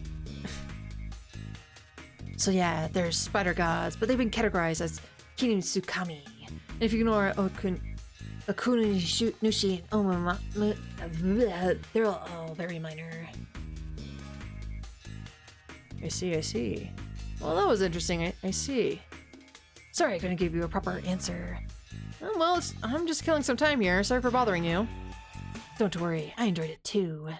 You should tell it to Chimi-chan and Mochi too. They're interested in myths. I guess so. Man, I don't want to go back there. That Dining Hall is too tense. Anyway, I left a line that pretty much implied that I knew who the wolves were. Maybe we should start panicking and kill me. That'd make things easier for me. Nothing? Turned around and saw no one. So she ignored it. Or maybe she just broke things off for her own safety. I might have underestimated her. She clearly wasn't the type of person to panic and kill someone in daytime and stuff the corruption. No choice then. No, Terry, you're not dumb. Oh, thank you. This information also makes it increasingly clear that the Amatsu likely descended from people native to the area who were subjugated, hence their association with the Tsuchigumo mountain spider. Oh, okay. Okay. I considered trying something on or another in this timeline again, but in the end, I decided to just jump into Saranaga. The things I learned today made it impossible for me to sit still. It was such a major key to this mystery. I had to bring it to me in the next loop as soon as possible. After gathering my resolve, I took a step forward. Gravity vanished. Before I died, I thought about my one regret. It was a chat from before. Talk about history and the cult alongside my-san and Yasunaga-kan was a lot of fun. Yasunaga-kan seemed to be enjoying herself a lot too. What a waste. I got to talk about the settlement's interesting history, had a lot of fun doing it, and shared this pleasure with Yasunaga-kan, yet it'd all be gone now. I feel like I just gained another reason to end this nightmare. I'd love to chat with them about the occult as normal people, not just as potential wolves or humans. Maybe we drink over it too. Alright. Yasunaga-kan was underage. I crashed to the ground. Myth and archetype.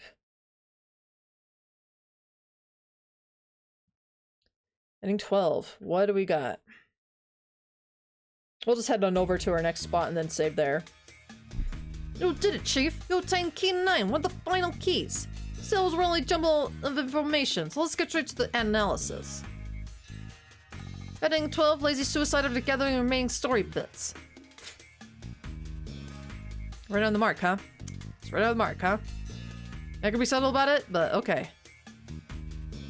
You see, for the self-executable part of all of Hisako Mamaya's jibber-jabber is the key to the truth when you read the rest of the story. Key 9 only functions as one of the final keys, so just hold on to it carefully for now. If you haven't gotten there yet, first go to 2, then Miss, Homoto, and get key 3 from Chimi's dumb quiz. After that, you want to go to the branch unlocked by key 3, in other words, 4, infiltrate all sets. Wait, we got key 3, right? Yeah. So we just need 2 more keys. Alright, cool. Okay, key 3, in other words, at 4 infiltration, queue all sets. Got it. You'll get a ton of info from there. Okay, that's enough for this time. Die another hearty death next time. Guess it was just a dream, right? Do better next time, dumbass.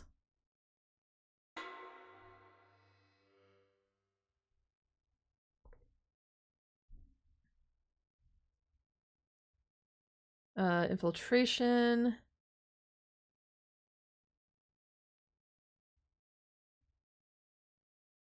All set? Okay. Cool. Alright. So we'll continue on with this next time. And maybe we can finish this bad boy up next time. If not, then probably another stream, but again, I'm pretty sure we're close. Alrighty, folks, alrighty. Again, a little bit earlier than I meant to, but I'm getting tired. I'm getting too tired. Big maybe, yep, we'll see. Alright. Oh, once again, folks, I'll be taking a week off from streaming so I can, you know, rest up, get a couple of things done, and prepared for our regular schedule time of Thursdays, Saturdays, and Mondays. But don't worry, Wednesday will be movie night on Discord, so if you guys want to tune on in and hop in there and watch a movie with us, feel free to do so. And, of course, Daylight Savings Time. It's happening to me this weekend. So, let's see. We're falling backwards, so technically everything... Shit, no. Am I getting this backwards? I don't know how I'm getting this stupid Daylight Savings Time right. So, we're moving backwards. Because if it's 2 o'clock, then it goes 1, then I wait. So, would it be an hour later, or... I don't know. Watch the video I linked? Oh, yes, I will. Thank you. Thank you for reminding me. Thank you. Well, anyway, when we get back to streaming, everything's gonna get just weird with times. Just, we'll figure it out. I don't know. I think I'm just done at this point. My brain's just fried. UK's clocks already went back on the 27th, I think. Yeah, I heard a lot of other people's clocks already went back, so... Yeah, ours was just a little bit later, I suppose, but... We'll all get there eventually. Alrighty, folks, alrighty. Well... Thank you all so much for joining me in this month's Halloween time. We played a lot of games. It was a lot of fun, a lot of experiences. Some of them good, some of them great, others not so much. But hey, it's all good. That's the fun part about playing video games. Some of them you're really surprised at how well they're made, and others you're really disappointed. But, you know, that's just what I like about this, you know. And having you guys here to chat with me and, you know, having a good time makes it all worth it. So, till next time, folks. Till next time. I am Terra Fox. You guys have been the viewers. And of course, I hope to see you all next time.